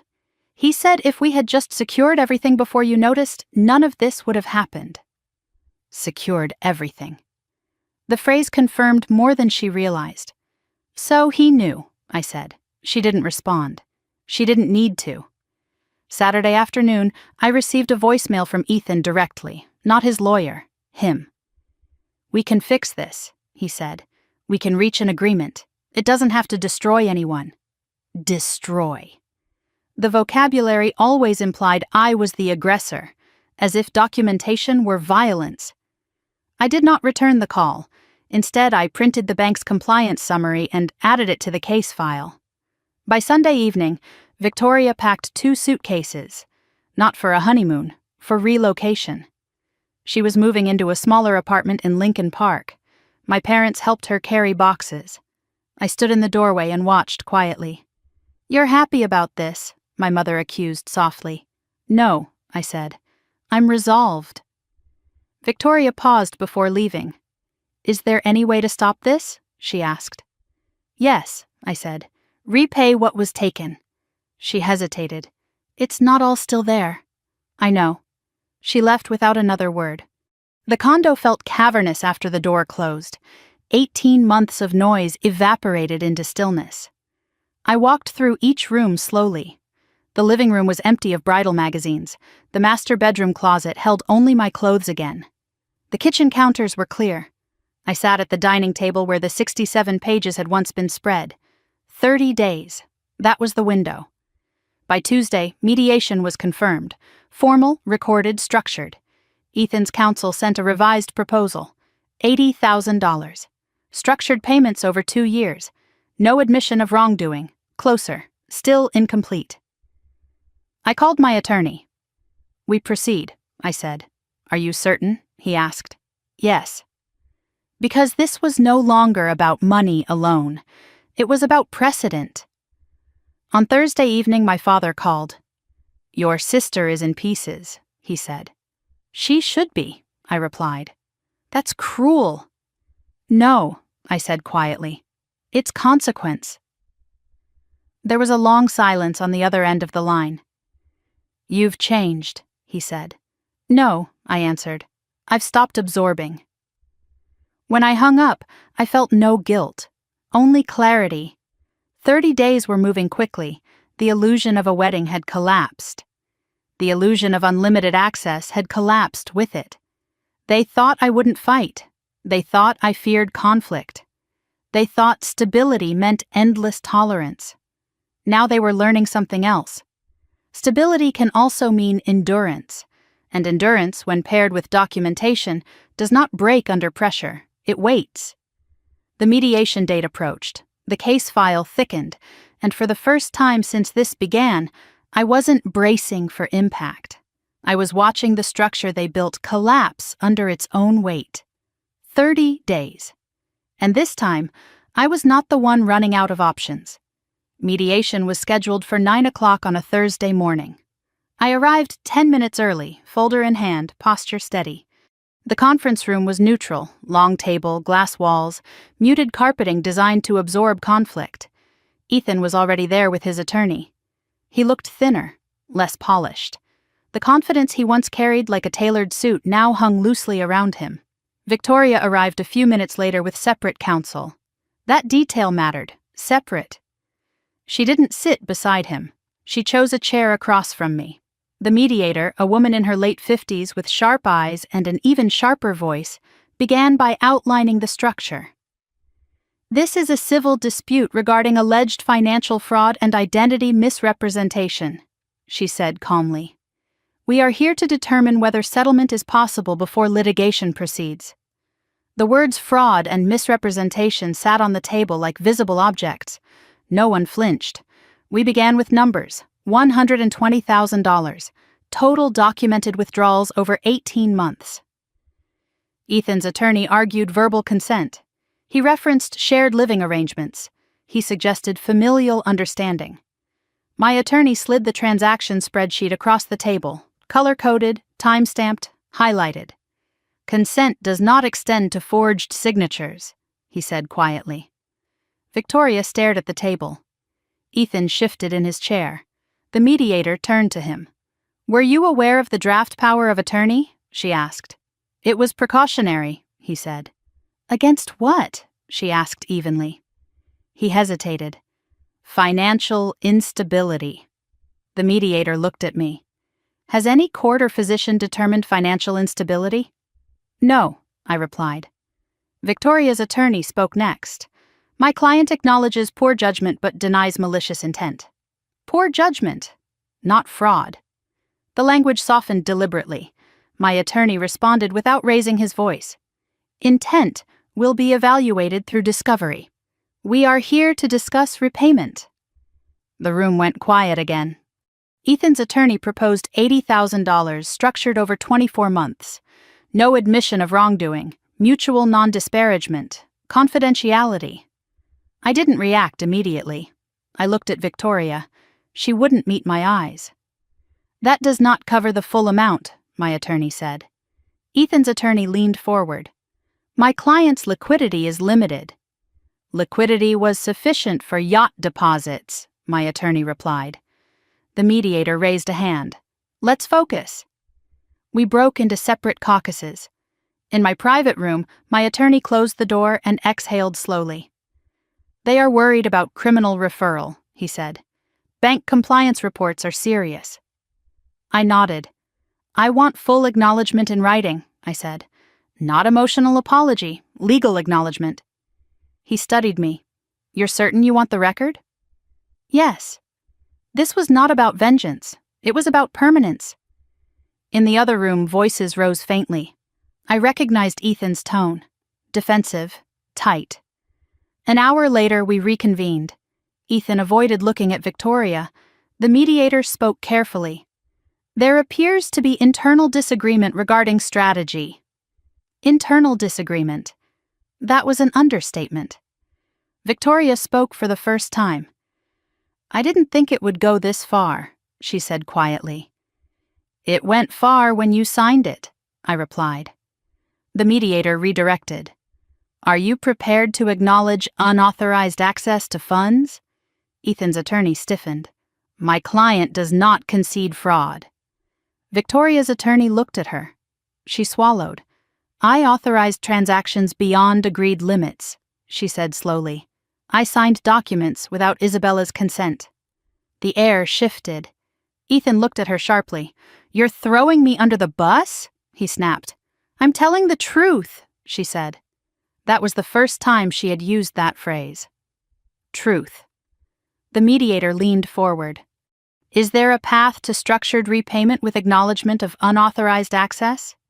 Silence stretched. Finally, Ethan's attorney spoke. My client will consider structured restitution without admission of criminal liability. Not criminal, but restitution. The language had shifted again. The mediator drafted a framework, full repayment, structured over 3 years, automatic monthly transfers, written acknowledgement of unauthorized financial use, no confidentiality clause preventing factual disclosure. The acknowledgement mattered most. Ethan's face hardened. This will follow me, he said. Yes, I replied quietly, because actions do. Victoria's eyes filled with tears. I was scared, she whispered. Of what? I asked. Of not having enough, she said. Enough status, enough security, enough admiration. Fear had driven her, but fear does not erase consequence. After 5 hours, the outline was drafted, not signed yet, but real. As we stood to leave, Ethan spoke directly to me for the first time that day. "You could have handled this privately," he said. I met his gaze. "You could have asked." He didn't respond.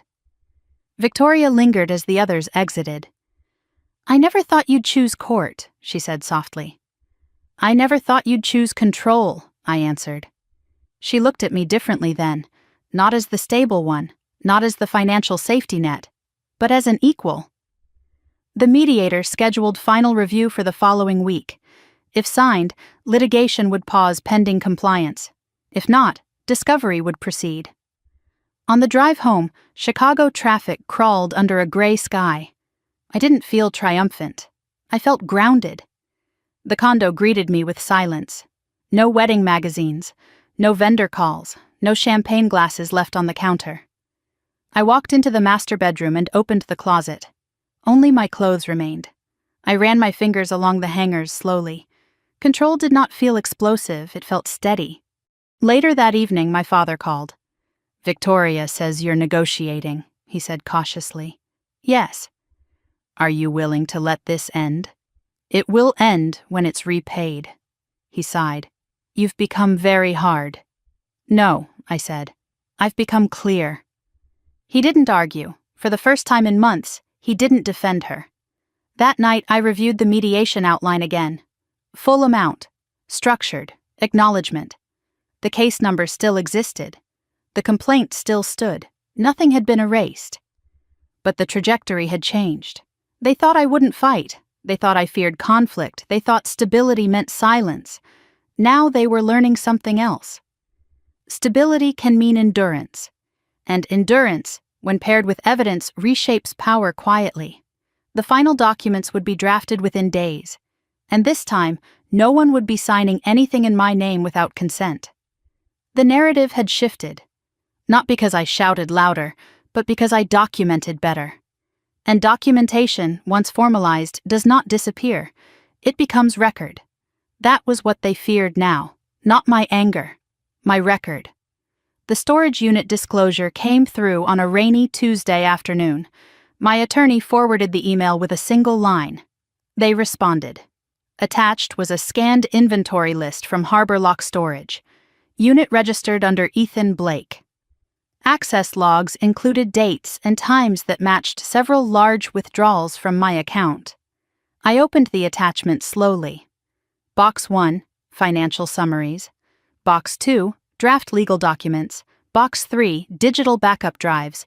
Box 4, printed email correspondence. My name appeared repeatedly in the item descriptions. Not casually, organized, categorized, prepared. I felt something cold settle in my chest. This was not chaotic behavior. It was structured. I called my attorney immediately. "They kept physical copies," I said. "Yes," he replied. "That strengthens intent." Intent! The word had hovered abstractly until now. Now it had weight. Later that day, we received scanned images of several of the documents stored in the unit. Draft co-ownership application for my condo, power of attorney draft, guardianship petition outline, email printouts between Ethan and a private legal consultant discussing risk mitigation if primary asset holder becomes resistant. Resistant. That was the language. Not concerned, not protective. Resistant.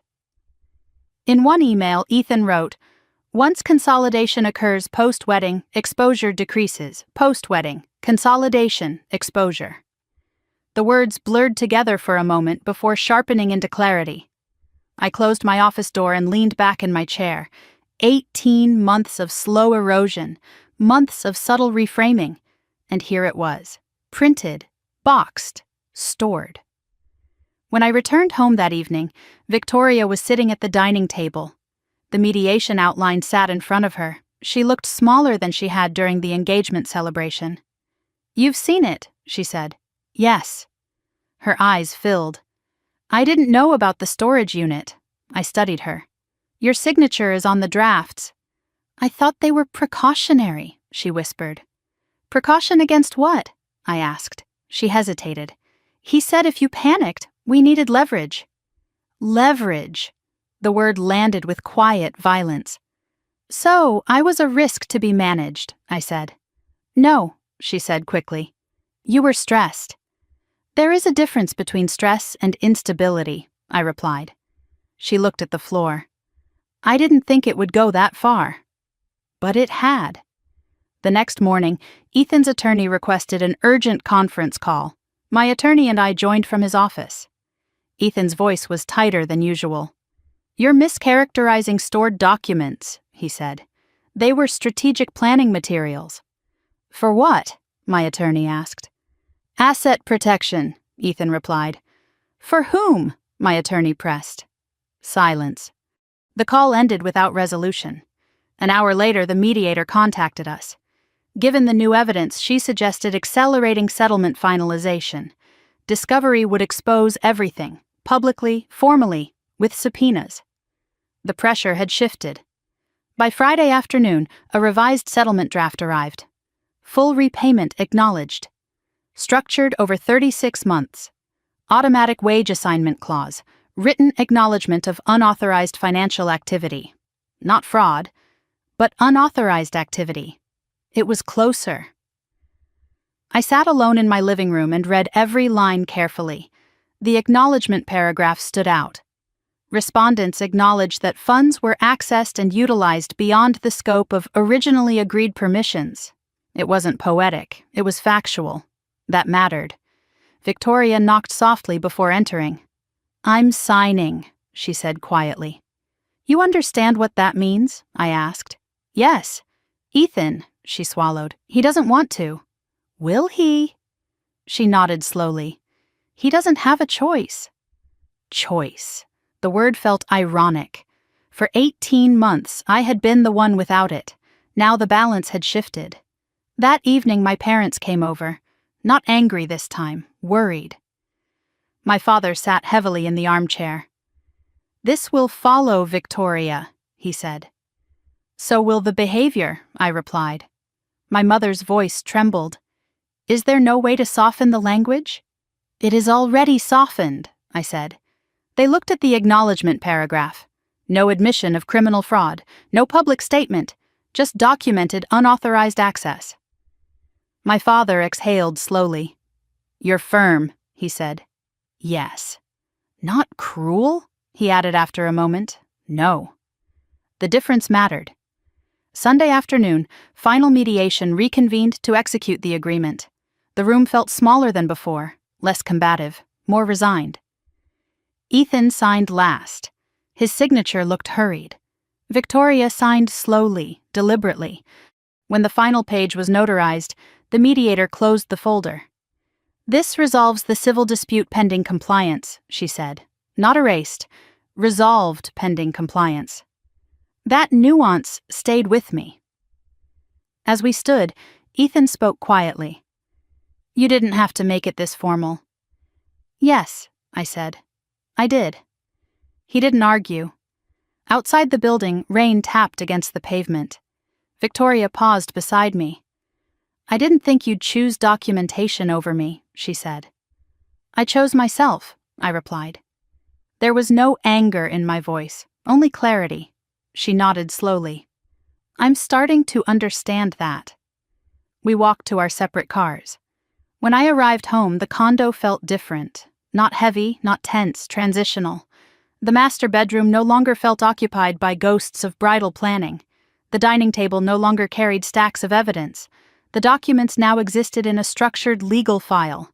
Official, signed, enforceable.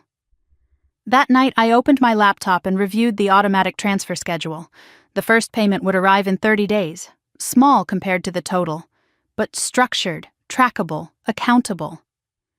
I sat in silence for a long time. They thought I wouldn't fight. They thought stability meant silence. They thought documentation was unnecessary between family. Now documentation was the only thing holding the structure upright. And it was enough. The illusion of consolidation had collapsed. The illusion of leverage had collapsed with it. What remained was record, and record does not forget. As I turned off the lights and walked toward the bedroom, I felt something I hadn't felt in months. Not triumph, not vindication, control, quiet, complete. And this time, it wasn't being drafted in someone else's storage unit. It was filed under my name, exactly where it belonged. 2 weeks after the settlement was signed, my parents asked me to come to dinner again. "Just us," my mother said on the phone. "No lawyers. No documents." I almost declined, but avoidance had never been my strategy. Their house in Naperville looked the same as it always had. White siding, trimmed hedges. The porch light flickering slightly the way it had since I was in high school. Some things don't change. Others collapse quietly inside. When I walked in, the air felt heavier than the last time. No printed court filings this time. No raised voices. Just silence waiting to be filled. My father gestured toward the dining table. "Sit," he said. I did. Victoria was already there, not glowing, not triumphant, just present. My mother placed salad bowls on the table without meeting my eyes. We began eating before anyone spoke. Finally, my father cleared his throat. "This has gone further than it ever should have," he said. "It went exactly as far as it was taken," I replied. He looked at me carefully. "You filed a lawsuit against your sister." "Yes." "You involved banks." "Yes." "You forced mediation." "Yes."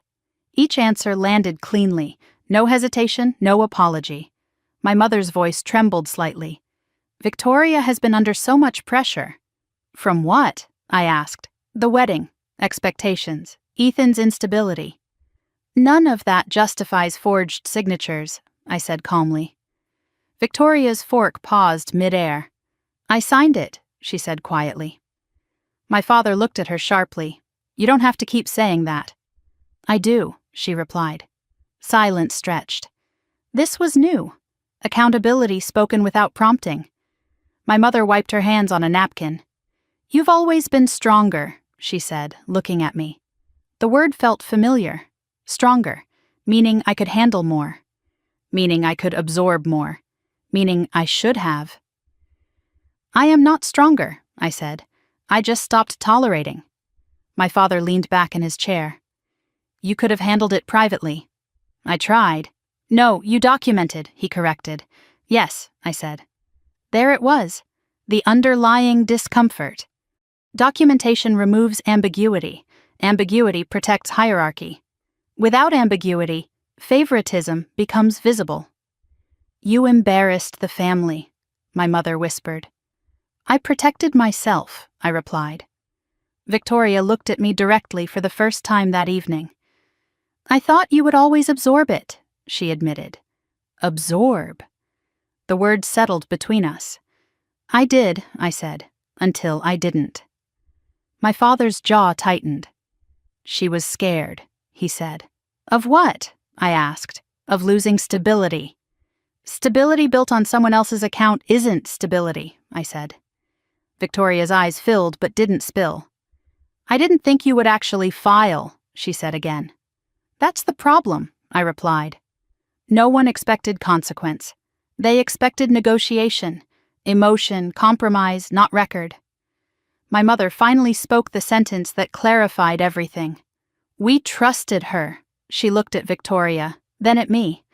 "And we assumed you would understand." Understand. Translate, accept. Translate, forgive before accountability. "You trusted her," I said quietly. "You never verified with me." My father didn't argue. For the first time in months, he didn't defend. He just looked tired. Victoria exhaled slowly. "I told them you agreed," she admitted. "I didn't," I said. "I know that now," she whispered. The shift in tone was subtle, but undeniable. Not justification, recognition. Dinner ended without raised voices, without reconciliation, but without denial. As I stood to leave, my father asked the question he had been holding all night. "Is there any path back from this?" I paused at the doorway. "There was," I said, "before the forged signature." He flinched slightly. The word still carried weight. "I don't hate you," I added quietly, "but I won't erase what happened." Victoria stepped forward. "I don't expect you to," she said. That was new. Expectation had finally changed. On the drive back to Chicago, the highway lights blurred slightly through the windshield. Not from tears, from exhaustion. The house in Naperville would always feel like childhood, but adulthood requires different boundaries. When I walked into my condo, the silence felt earned. No wedding binders, no raised voices, no hidden folders. I sat at the kitchen island and replayed the evening. My parents hadn't apologized, but they had stopped defending. That was movement, small, but real. The next morning I received confirmation that the first structured repayment transfer was scheduled. 30 days, automatic, enforceable. I stared at the notification for a long moment. Not because of the amount, because of the shift. Money was no longer flowing out unmonitored. It was flowing back with documentation attached. Later that week, my mother called again, her voice softer. "Are you okay?" she asked. "Yes." "You don't seem angry." "I'm not." "You seem distant." "I'm clear." There was a long pause. "Your father says you handled this stronger than we did," she said. Stronger. The word returned, but it felt different now, not obligation, recognition. "That's not strength," I replied. "That's boundary." She didn't argue. When I hung up, I felt something subtle loosen. Not reconciliation, but recalibration. They thought I wouldn't fight. They thought stability meant silence. They thought documentation was cruelty. Now they were beginning to understand something else. Stability can mean refusal, and refusal when grounded in evidence is not aggression, it is alignment. That evening I stood in my bedroom and looked around slowly. Everything in its place. No shared drawers, no hidden drafts, no quiet erasure.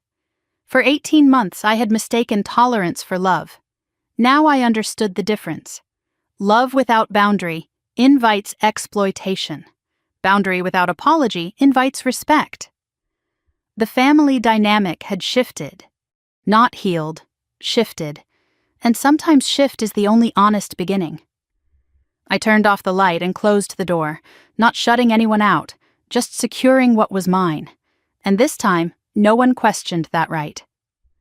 The first repayment installment was scheduled for the end of the month. It felt strange watching a transfer come toward me instead of away. Not because of the amount, because of what it represented. Acknowledgement. The settlement had paused the civil litigation, but the complaint remained active pending compliance. If payment stopped, the case resumed. Structure. For the first time in nearly 2 years, the structure protected me. 3 days before the first transfer, my attorney called. "There's an issue," he said. I sat down slowly. "What kind of issue?" "Ethan is attempting to separate his liability from Victoria's." Of course he was. "He wants to amend the agreement," my attorney continued, "claiming unequal benefit from the funds." I almost laughed. Crypto transfers traced to his wallet, storage unit under his name, emails referencing consolidation strategy, unequal benefit. "He signed," I said. "Yes, but he's trying to limit exposure." Exposure. The word again. "Does he have grounds?" I asked. "Not strong ones," my attorney replied, "but he may push for revision to reduce personal repayment obligation." I closed my eyes for a moment. Of course. The pattern remained consistent. When pressure intensified, Ethan recalibrated to protect himself. That evening, I received a forwarded email chain. Ethan's counsel had formally requested modification of the repayment structure. They claimed Victoria authorized most expenditures. They attempted to shift primary responsibility onto her. I read the email twice. Then I opened the compliance report again. Crypto wallet linkage, device login timestamps, his email address tied to third-party routing, his notes referencing post-wedding consolidation. The evidence was not ambiguous. The next morning, Victoria called. "I just got the amendment notice," she said quietly. "He's shifting liability," I replied. "I know." Her voice sounded thinner than usual. "He said he didn't know how much was taken." "That's not true." Silence. I didn't realize he was moving funds into his own wallets, she admitted. The admission landed like a final crack in glass. So this wasn't shared equally, I said. No. That one word changed the dynamic completely. It wasn't just manipulation, it was layered manipulation. I met with my attorney that afternoon. We can oppose modification, he said, or we can allow proportional liability restructuring based on evidence. Which is stronger? I asked. Opposition preserves full joint liability, he replied, but restructuring could isolate his exposure and increase compliance pressure. Pressure, that was the currency now. What do you recommend? I asked. He paused. Based on the crypto trace and storage unit evidence, isolating his liability may force faster resolution. I nodded slowly. Then isolate it. That evening, Ethan showed up at the condo without warning. Victoria wasn't there.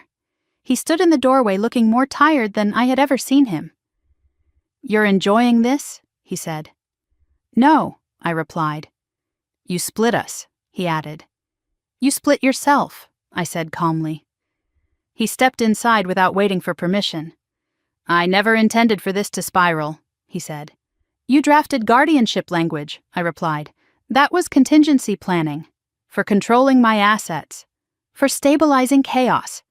Chaos. The word felt hollow now. "You gambled wedding funds on crypto," I said evenly. His jaw tightened. "It was temporary liquidity strategy." "It was leverage," I corrected. Silence. He looked around the condo as if measuring what he had nearly secured. "You could drop the complaint," he said finally. "I won't. You'll ruin Victoria, too." I didn't draft her signature. That stopped him. He exhaled slowly. "I can't carry the full repayment," he admitted, the first honest sentence he had spoken. "Then you shouldn't have moved the funds," I replied. He left without another word. The next morning, my attorney filed opposition to his amendment. The motion included crypto wallet trace analysis, email excerpts referencing consolidation, storage unit inventory logs. The language was precise, measured, clinical. Ethan's liability would remain documented. By the end of the week, something shifted again. Victoria called late one evening. "He's leaving," she said quietly. "For good." I didn't ask for details. "He said the legal exposure is too high," she added. Exposure. There it was again. "He said he didn't sign up for criminal risk." "I never filed criminal charges," I replied. "But the bank could refer," she said. "Yes." Silence stretched. "I thought if the wedding happened, everything would stabilize," she whispered. Stabilize. The illusion had always been tied to optics. Once married, once consolidated, once publicly secure. But none of that erased documentation. The first repayment installment arrived 2 days later. Not large, but automatic. Scheduled. Confirmed. Victoria texted me afterward. I saw it process. No apology, just confirmation. It was enough. Ethan sent one final email through counsel. He would comply with structured liability pending court ruling on amendment. Translation: he had no leverage left. The narrative had collapsed, not dramatically, gradually, under evidence. That night, I walked through the condo slowly. The air felt different. No tension, no raised voices, no hidden drafts. Victoria had moved into a smaller apartment in Lincoln Park. Ethan was gone entirely. The wedding date passed quietly without ceremony. No announcement, no public explanation, just absence. I sat at the dining table and opened the settlement agreement again. The acknowledgement paragraph remained intact. Unauthorized access, structured restitution, automatic compliance triggers. It wasn't poetic. It was powerful. They thought I wouldn't fight. They thought stability meant silence. They thought documentation could be softened through emotion. Now they understood something else. Documentation does not bend. It accumulates. And once it accumulates, it reshapes power. The case wasn't over. Payments would continue for years. But the illusion of consolidation had ended. The illusion of leverage had ended with it. What remained was record. And record, once formalized, does not disappear. It endures. That was the real shift. Not revenge, not destruction, endurance. And endurance, backed by evidence, is impossible to intimidate. For the first time in months, I slept without checking my phone for transfer alerts. Because now, if a transfer occurred, it would be coming back, and this time it would be on my terms. 6 months passed faster than I expected, not because things were easy, because they were structured. The automatic repayments arrived on schedule, not large enough to erase what happened, but steady enough to confirm compliance. The condo felt different without constant tension humming beneath every conversation. I rearranged the living room furniture the first weekend Victoria officially moved out. Not dramatically, just enough to reclaim the space. The master bedroom closet was entirely mine again. No bridal gowns, no silk garment bags, just clean lines and quiet. Work stabilized, too. I accepted a promotion to senior risk consultant. The irony didn't escape me. Risk assessment had never felt more personal. One afternoon, I received a message from the bank's compliance officer. The internal review was complete. 3 transactions remained under regulatory monitoring. No criminal referral had been initiated. For now. The phrase lingered. For now. That meant exposure still existed. Documentation remained archived. Permanent. That mattered. Victoria called occasionally. Short conversations. Surface level. How are you? Fine. Work good? Yes. We avoided discussing the case. Avoided discussing Ethan. Avoided discussing the wedding date that had quietly passed without ceremony. One evening she asked if she could stop by. I hesitated briefly, then said yes. She arrived without the polished confidence she once carried. No designer handbag, no elaborate makeup, just jeans and a sweater. She looked tired. Smaller. We sat at the kitchen island where so many confrontations had unfolded months earlier. I moved into a 1-bedroom, she said quietly. In Lincoln Park. That's good, I replied. She nodded. It's different. Different meant modest. Different meant no audience. Different meant no consolidation strategy. I'm working contract events planning now, she added. The irony was subtle but undeniable. Weddings for other people. No comment felt appropriate, so I didn't make one. After a moment, she looked at me directly. I didn't realize how much of it he controlled, she said. How much of what? I asked. The narrative, the money, the planning. I didn't interrupt. He told me once we were legally merged, everything would stabilize. Merged, stabilize. The vocabulary had always been transactional. You believed him, I said. Yes. And now, she exhaled slowly, now I'm rebuilding. The word felt honest. Rebuilding, not blaming, not defending, just rebuilding. The first time she had said anything that wasn't reactive. 2 weeks later, another structured repayment arrived. The notifications no longer triggered adrenaline. They felt routine. Evidence converted into scheduled restoration. One afternoon at work, a colleague mentioned her sister had drained her retirement account through a joint login arrangement. She trusted her, my colleague said. I listened quietly. Trust. The word still carried weight. That evening I searched for local financial literacy workshops. I signed up for one that focused on preventing financial manipulation within family systems. Sitting in that small classroom with women in their 50s and 60s sharing stories of co-signed loans gone wrong, hidden gambling debts, and adult children siphoning funds, something shifted. I wasn't unique. I wasn't dramatic. I was part of a pattern, and patterns require boundaries. I volunteered to speak at the next session. Not about revenge, about documentation, about risk, about not equating love with unlimited access. The response surprised me. Afterward, 3 women approached me privately. One said her son had requested secondary access to her brokerage account. Another said her sister had temporarily borrowed from her savings. The language was always soft, temporary, precautionary, exploratory. The words mask intention, documentation reveals it. Victoria texted me later that night. "I heard you're doing workshops." "Yes." "For women who've been manipulated?" "Yes." There was a long pause before her next message. "I think I need one." I stared at the screen for a long time before responding. "You're welcome to attend." No sarcasm, no bitterness, just structure. She didn't come to the first one, but she came to the second. She sat in the back, listened, took notes, didn't speak. Afterward, she approached me quietly. "I didn't realize how textbook it was," she said. "What was?" I asked. "Isolating the primary asset holder, framing them as unstable, expanding access incrementally." She had recognized the pattern. Recognition is the first form of accountability.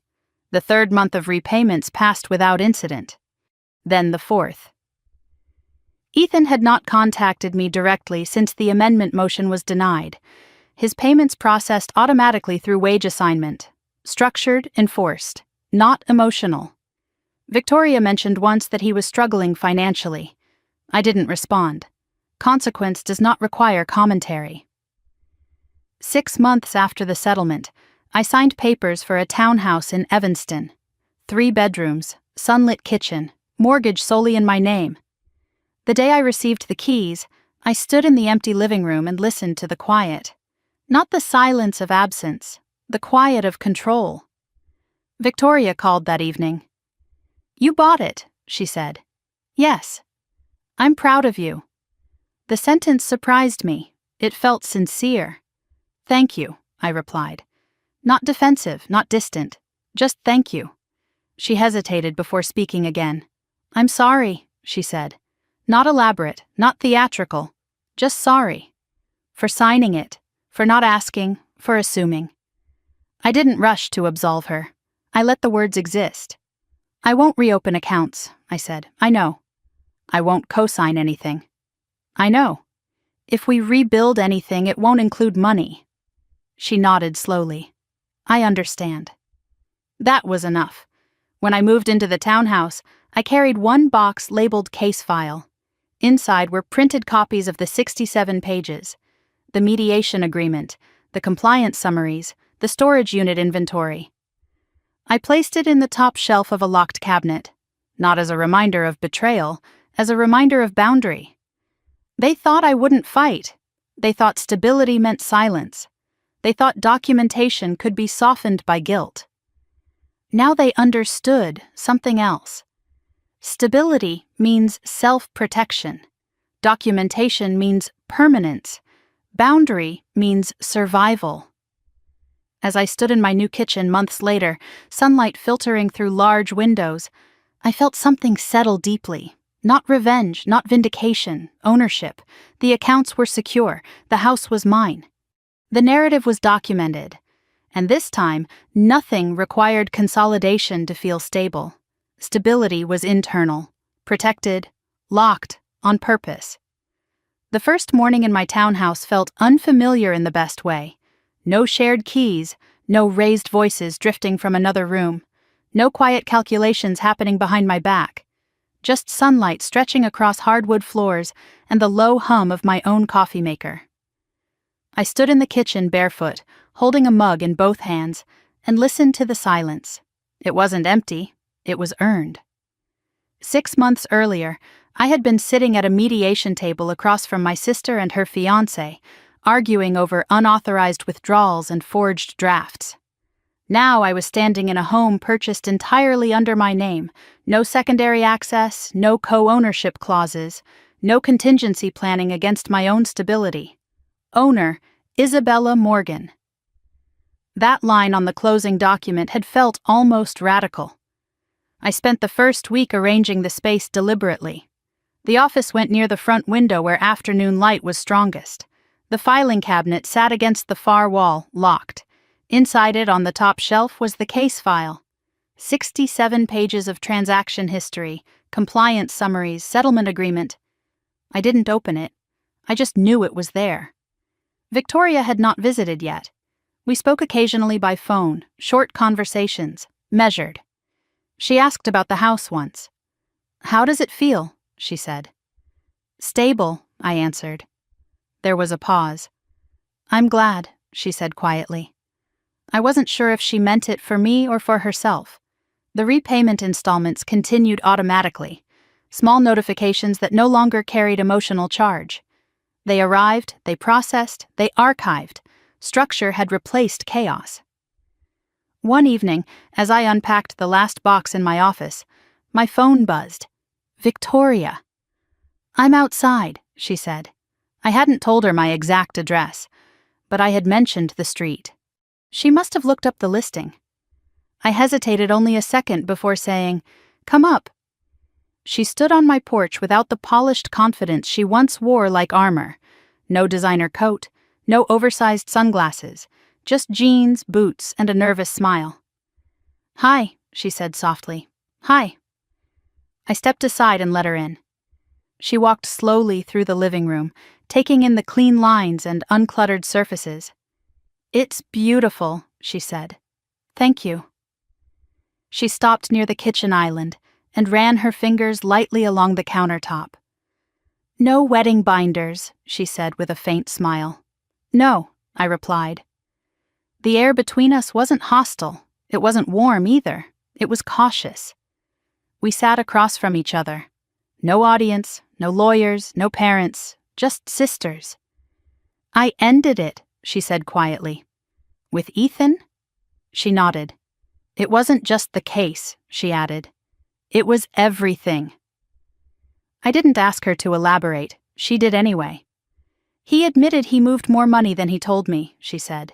"He said once we were married, it wouldn't matter." Wouldn't matter. The words felt absurd now.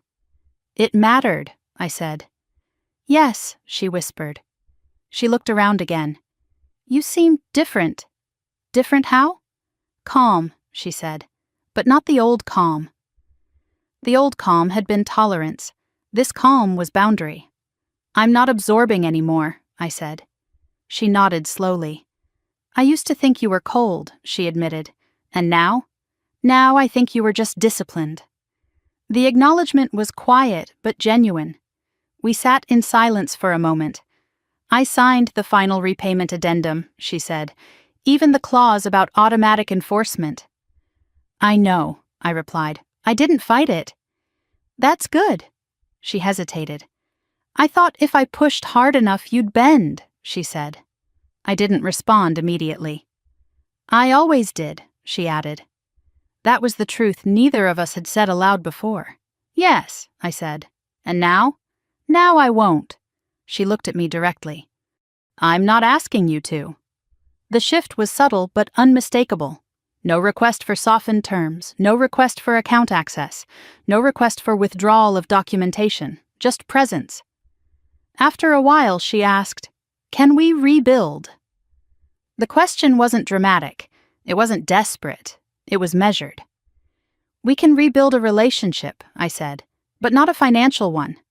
She nodded immediately. "I don't want access," she said. "I want accountability." The word surprised me. Accountability. "I'm learning," she continued. "I've been attending those workshops." I raised an eyebrow. "Not as a speaker," she added quickly. "As a listener." "That's good." She gave a small, almost embarrassed smile. "It's humbling." "Yes," I said. Humility had been missing for a long time. She looked around the room again. "You bought this alone," she said. "Yes." "No co-signers." "No." "No shared access." "No." She nodded slowly. "That used to intimidate me," she said. "Why?" "Because it meant you didn't need anyone." I considered that. "I don't need control," I said. "I need respect." She looked down at her hands. "I didn't respect the boundary," she admitted. "No," I agreed. We didn't argue, we didn't dramatize, we just named it. The sun began to set through the front windows, casting long shadows across the floor. "I'm moving into a smaller apartment permanently," she said. "No more short-term plans." "That's good." "I'm rebuilding my credit too," she added.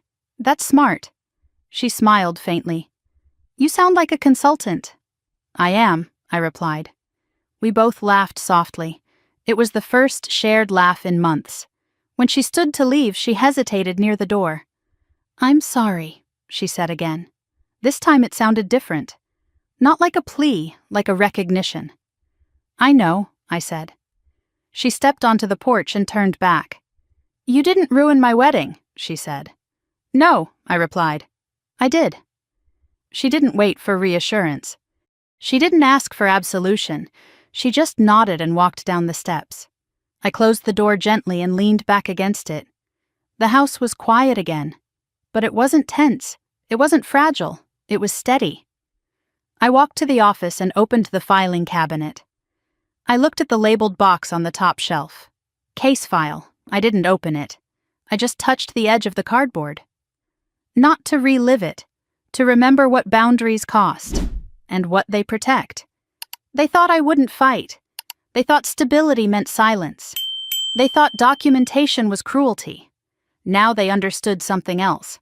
Documentation is protection, boundary is self-respect, and independence is not abandonment. It is clarity. I closed the cabinet and locked it. Then I walked back into the kitchen and poured another cup of coffee. The townhouse didn't feel like a fortress.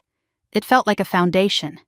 And for the first time in a long time, I wasn't waiting for the next crisis. I was living inside the quiet I had chosen. The first time Victoria came to one of my workshops, she sat in the back row and didn't speak. She arrived early and chose the chair closest to the wall, as if she wanted the option to leave quickly if it became too uncomfortable. I noticed her the moment she walked in, but I didn't acknowledge it. The session was held in a small community center room in Evanston. Folding chairs, coffee in a paper urn, a whiteboard behind me with 3 words written in blue marker: access, control, documentation. The women in the room ranged from late 40s to early 70s. Some had notebooks open. Some folded their arms tightly across their chests. Most carried stories heavier than the room could hold in one afternoon. I began the way I always did. Financial manipulation doesn't start with theft, I said. It starts with permission. Heads nodded. Temporary access, shared passwords, emotional leverage. The language is always soft. Temporary. Precautionary. Exploratory. I didn't look at Victoria, but I felt her listening. We talked about incremental escalation, how secondary access becomes primary influence, how emotional framing, stress, burnout, instability can be used to justify control. One woman in the front row raised her hand. "My son says I'm not good with online banking," she said quietly. "He wants to manage my retirement account for me." The room went silent. "Has anyone evaluated your capacity?" I asked gently. "No." "Have you missed payments?" "No." "Then this isn't about capacity," I said. "It's about control." Victoria shifted in her chair. I saw it out of the corner of my eye. Another woman spoke up. "My sister needed a loan for her wedding," she said. "It was temporary." Temporary. The word echoed again. "How long ago?" I asked. 2 years. "And has it been repaid?" The woman shook her head. We talked for 2 hours, about boundaries, about documentation, about not equating love with unlimited access. At the end of the session, several women stayed behind. Victoria waited until the room cleared before approaching me. "You didn't mention me," she said. "I don't need to," I replied. She nodded. "It's strange hearing it from the outside," she said. "It sounds obvious." "It never feels obvious when you're inside it." She looked down at her hands. "I thought I was helping," she admitted. "Were you?" I asked. She hesitated. "I thought if we consolidated everything before the wedding, we'd look stable, secure." "Look stable," I repeated. "Yes." "Not be stable," she swallowed. "No." The distinction mattered. Optics had always driven her. Admiration, image, the illusion of success. "I confused access with partnership," she said quietly. "And control with safety," I added. She nodded. The honesty wasn't dramatic. It was tired, earned. 2 weeks later, the 6th repayment installment arrived. Structured, predictable, Victoria texted me a simple message afterward. It processed. No apology, no commentary, just acknowledgement. I appreciated that more than anything elaborate. One evening, she asked if I would have dinner with her in her new apartment. I agreed. Her place was smaller than the condo had been, clean, minimal, no bridal magazines, no unopened vendor packages, just a couch, a dining table for two, and framed photographs of her college friends. No engagement photos, no champagne toasts frozen in time. She served pasta and wine without ceremony. "I sold the ring," she said casually. I looked up. "Used it to pay down part of the settlement." "That was smart," I said. She laughed softly. "You would say that." "Yes." We ate in silence for a few minutes. "I keep replaying the storage unit," she said finally. "What about it?" "How organized it was." "It was strategic," I said. She winced slightly. "He told me once that risk is easier to manage when you isolate the variable," she said. "And you were the variable?" I asked. She nodded. "I thought if I convinced you to share everything, it would remove the risk." "The risk was never me," I said. "I know that now." The difference between knowing and admitting had once been miles wide. Now it was shrinking. After dinner, she walked me to the door. "I don't expect us to go back to how we were," she said. "We won't," I replied. "Is that bad?" "No." She looked confused. "It's honest." Honesty had replaced illusion. That was progress. Later that month, I received an email from one of the workshop attendees. She had confronted her daughter about shared credit card access, removed it, set boundaries. "I feel guilty," she wrote, "but also relieved." Relief and guilt often travel together, I responded carefully. Guilt fades when safety stabilizes. The words felt true, not theoretical. Victoria attended the next workshop too. This time she spoke. "I signed something without reading it carefully," she told the group, "because I trusted the person who drafted it." The room was silent. "I thought I was protecting us," she continued, "but I was participating." Participating. The accountability was clear. No one judged her. Several nodded in recognition. Afterward, she looked lighter, not absolved, just aligned. The repayments continued. Automatic. Trackable. The legal file remained in my locked cabinet, unopened, but present. One Saturday morning, Victoria helped me plant flowers in the small backyard of the townhouse. We worked quietly, dirt under our nails, no spreadsheets, no transaction logs, just soil and sunlight. "At least you're not auditing the fertilizer receipts," she joked. I smiled. "Not yet." We both laughed. It wasn't the laughter of avoidance. It was the laughter of distance from crisis. When she left that afternoon, she paused at the gate. "Thank you for not cutting me off completely," she said. "I didn't cut you off," I replied. "I cut off access." She nodded slowly. "I see the difference now." That was the real shift. Not forgiveness, understanding. They thought I wouldn't fight. They thought stability meant silence. They thought documentation was cruelty. Now they understood something else. Documentation is protection.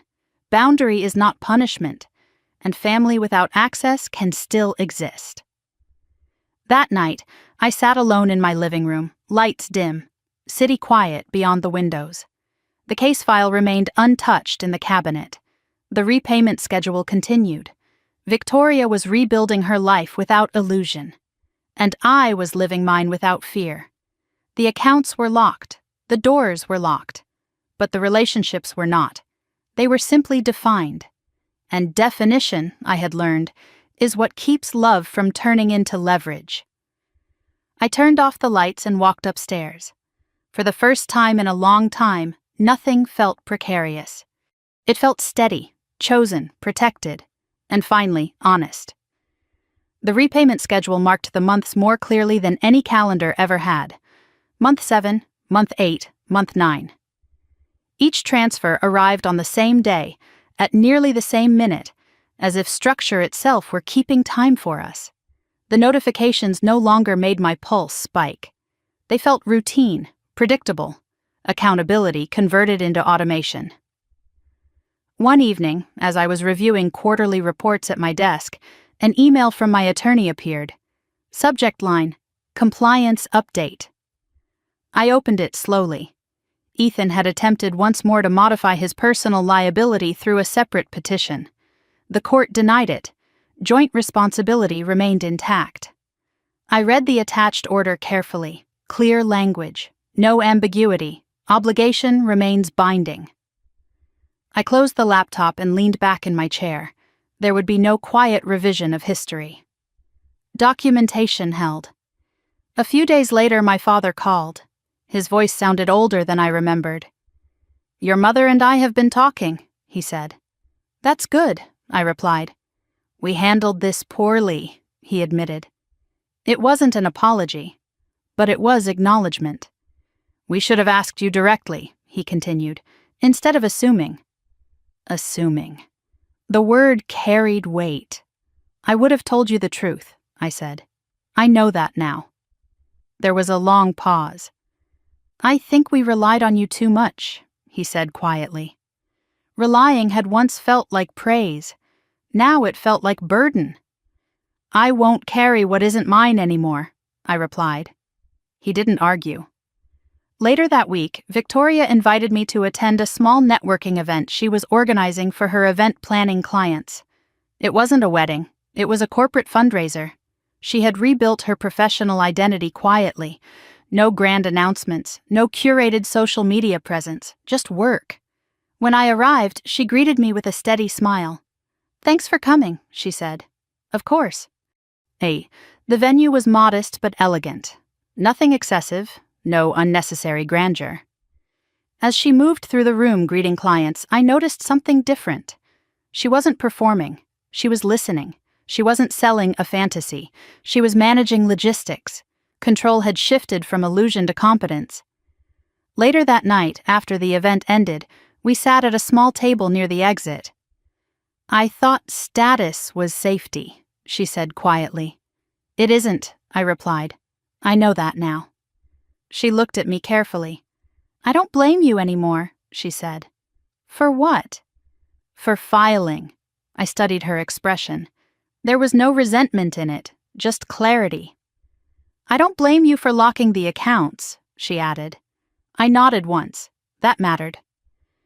The repayment notification for month 10 arrived the following morning. Automatic. Clean. Logged. I archived it without comment. That afternoon I received an email from one of the women who had attended my workshops months earlier. She wrote that she had restructured her estate plan, removed secondary account access from her nephew, and updated her power of attorney documentation. "I didn't realize how vulnerable I was," she wrote. Vulnerable. The word echoed. Vulnerability without awareness invites exploitation. Vulnerability with documentation invites protection. I responded with encouragement and closed my laptop. That evening, I walked through my townhouse slowly. The space felt lived in now. Bookshelves filled, plants thriving near the windows. The office organized. No lingering sense of disruption, just continuity. Victoria stopped by unannounced a few days later. Not frantic, not emotional, just casual. "I wanted to show you something," she said. She handed me a printed statement. Her credit score report. Improved. Incrementally. "I'm rebuilding," she said. "I see that," I replied. "I didn't realize how much of my life was built on someone else's stability," she added. The sentence was quiet but honest. "I won't build like that again." "Good," I said. She looked around the house again. "You look peaceful," she said. "I am." She smiled faintly. "You don't seem angry anymore." "I'm not." That surprised her. "I thought you'd always resent me," she admitted. "I resented the behavior," I said. "Not you." The distinction was important. She nodded slowly. "I'm still paying," she said. "I know." "And I will." "I know." There was no tension in the exchange, just structure. That night, I opened the locked cabinet in my office. I removed the box labeled case file and set it on the desk. I flipped through the 67 pages slowly. The highlighted totals, the crypto routing, the compliance summaries, the mediation agreement with its clean acknowledgement paragraph. It no longer felt like a wound. It felt like documentation of a boundary crossed and corrected. I placed everything back in order and locked the cabinet again. Record does not require constant revisiting. It requires preservation. The next morning, my mother called. "We're hosting Thanksgiving," she said cautiously. "We'd like you to come." I hesitated only briefly. "I'll be there." It would be the first major holiday since the wedding had collapsed. No fiancé, no bridal planning, no curated narrative, just family. That evening, Victoria texted me. "I'm nervous about Thanksgiving." "Why?" "Because it's different now." "Yes," I replied. "Is different bad?" "No." Different meant honest. Thanksgiving arrived with crisp air and subdued conversation. No one mentioned the lawsuit, no one referenced the wedding. But something fundamental had shifted. My parents asked my opinion before assuming it. Victoria didn't defer or dominate. She participated. At one point, my father raised his glass slightly. "To new beginnings," he said. It wasn't dramatic, it wasn't ceremonial, it was enough. Later that night, as I drove back to Evanston, I realized something quietly profound. The family had not shattered. It had recalibrated, not perfectly, not romantically, but realistically. They thought I wouldn't fight. They thought stability meant silence. They thought documentation was betrayal. Now they understood something else. Documentation was preservation, boundary was alignment, and independence was not abandonment. It was responsibility. When I pulled into my driveway and stepped inside my townhouse, the quiet felt earned.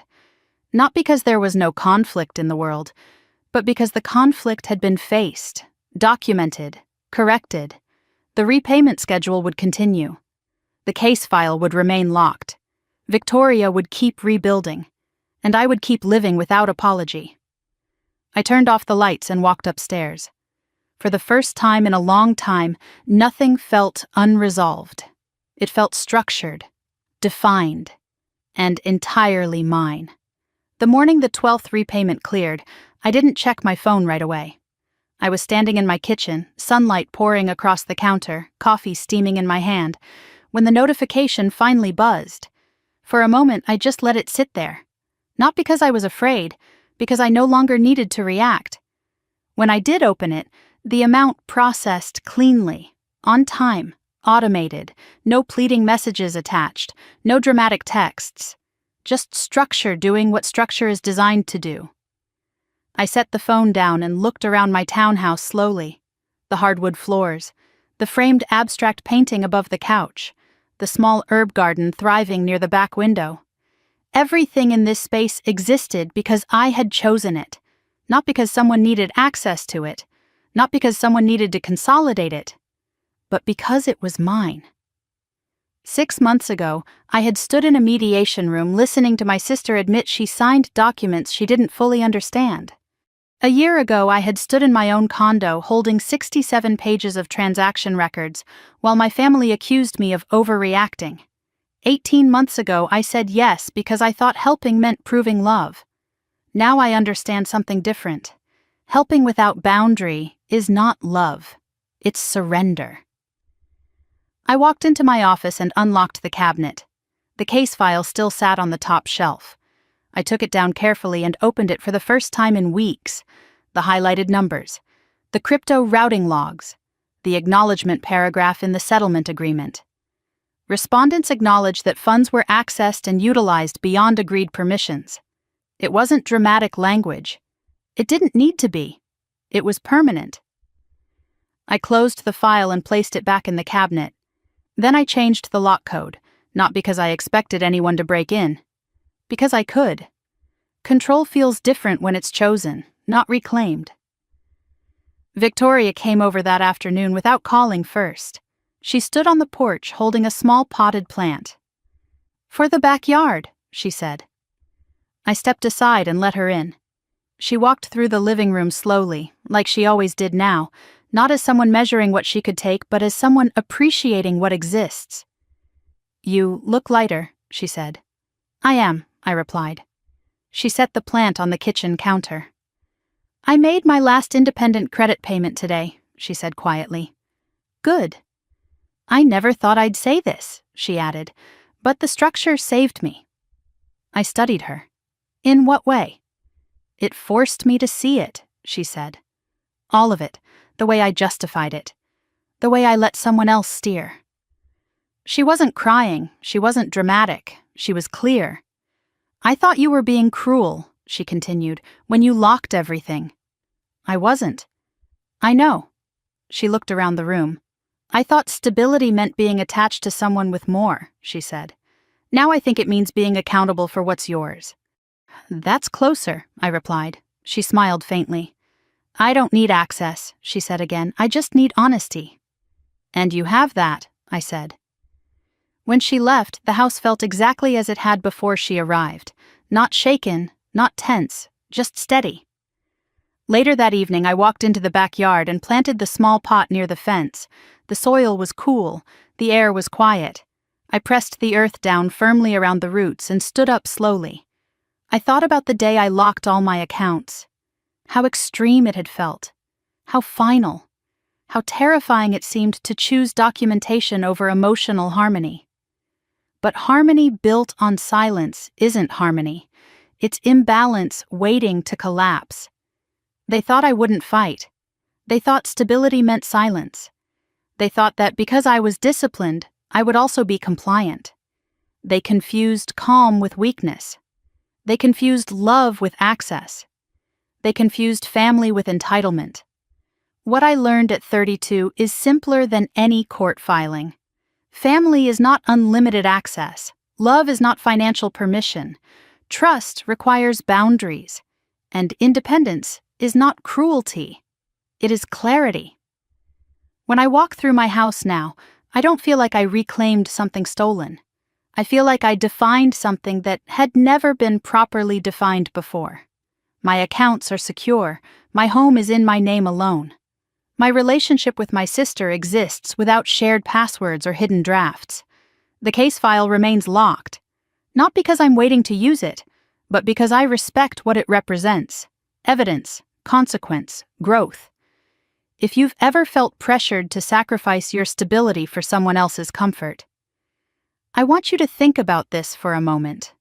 What would you have done the day the transfers crossed the line? Would you have locked the account sooner? Would you have confronted them privately? Would you have walked away entirely? Tell me. Because these conversations matter more than we admit.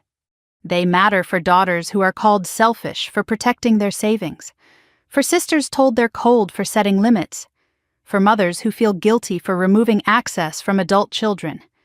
If this story resonates with you, stay with me. There are more conversations to have, more truths to unpack, more stories about family, manipulation, boundaries, and the quiet kind of revenge that doesn't destroy. It restores. Subscribe if you believe protecting your peace is not betrayal. Comment if you've ever had to change the password on something bigger than a bank account, because sometimes the most powerful thing a woman can say is not yes, it's enough, and sometimes locking the account is the moment she finally unlocks her life.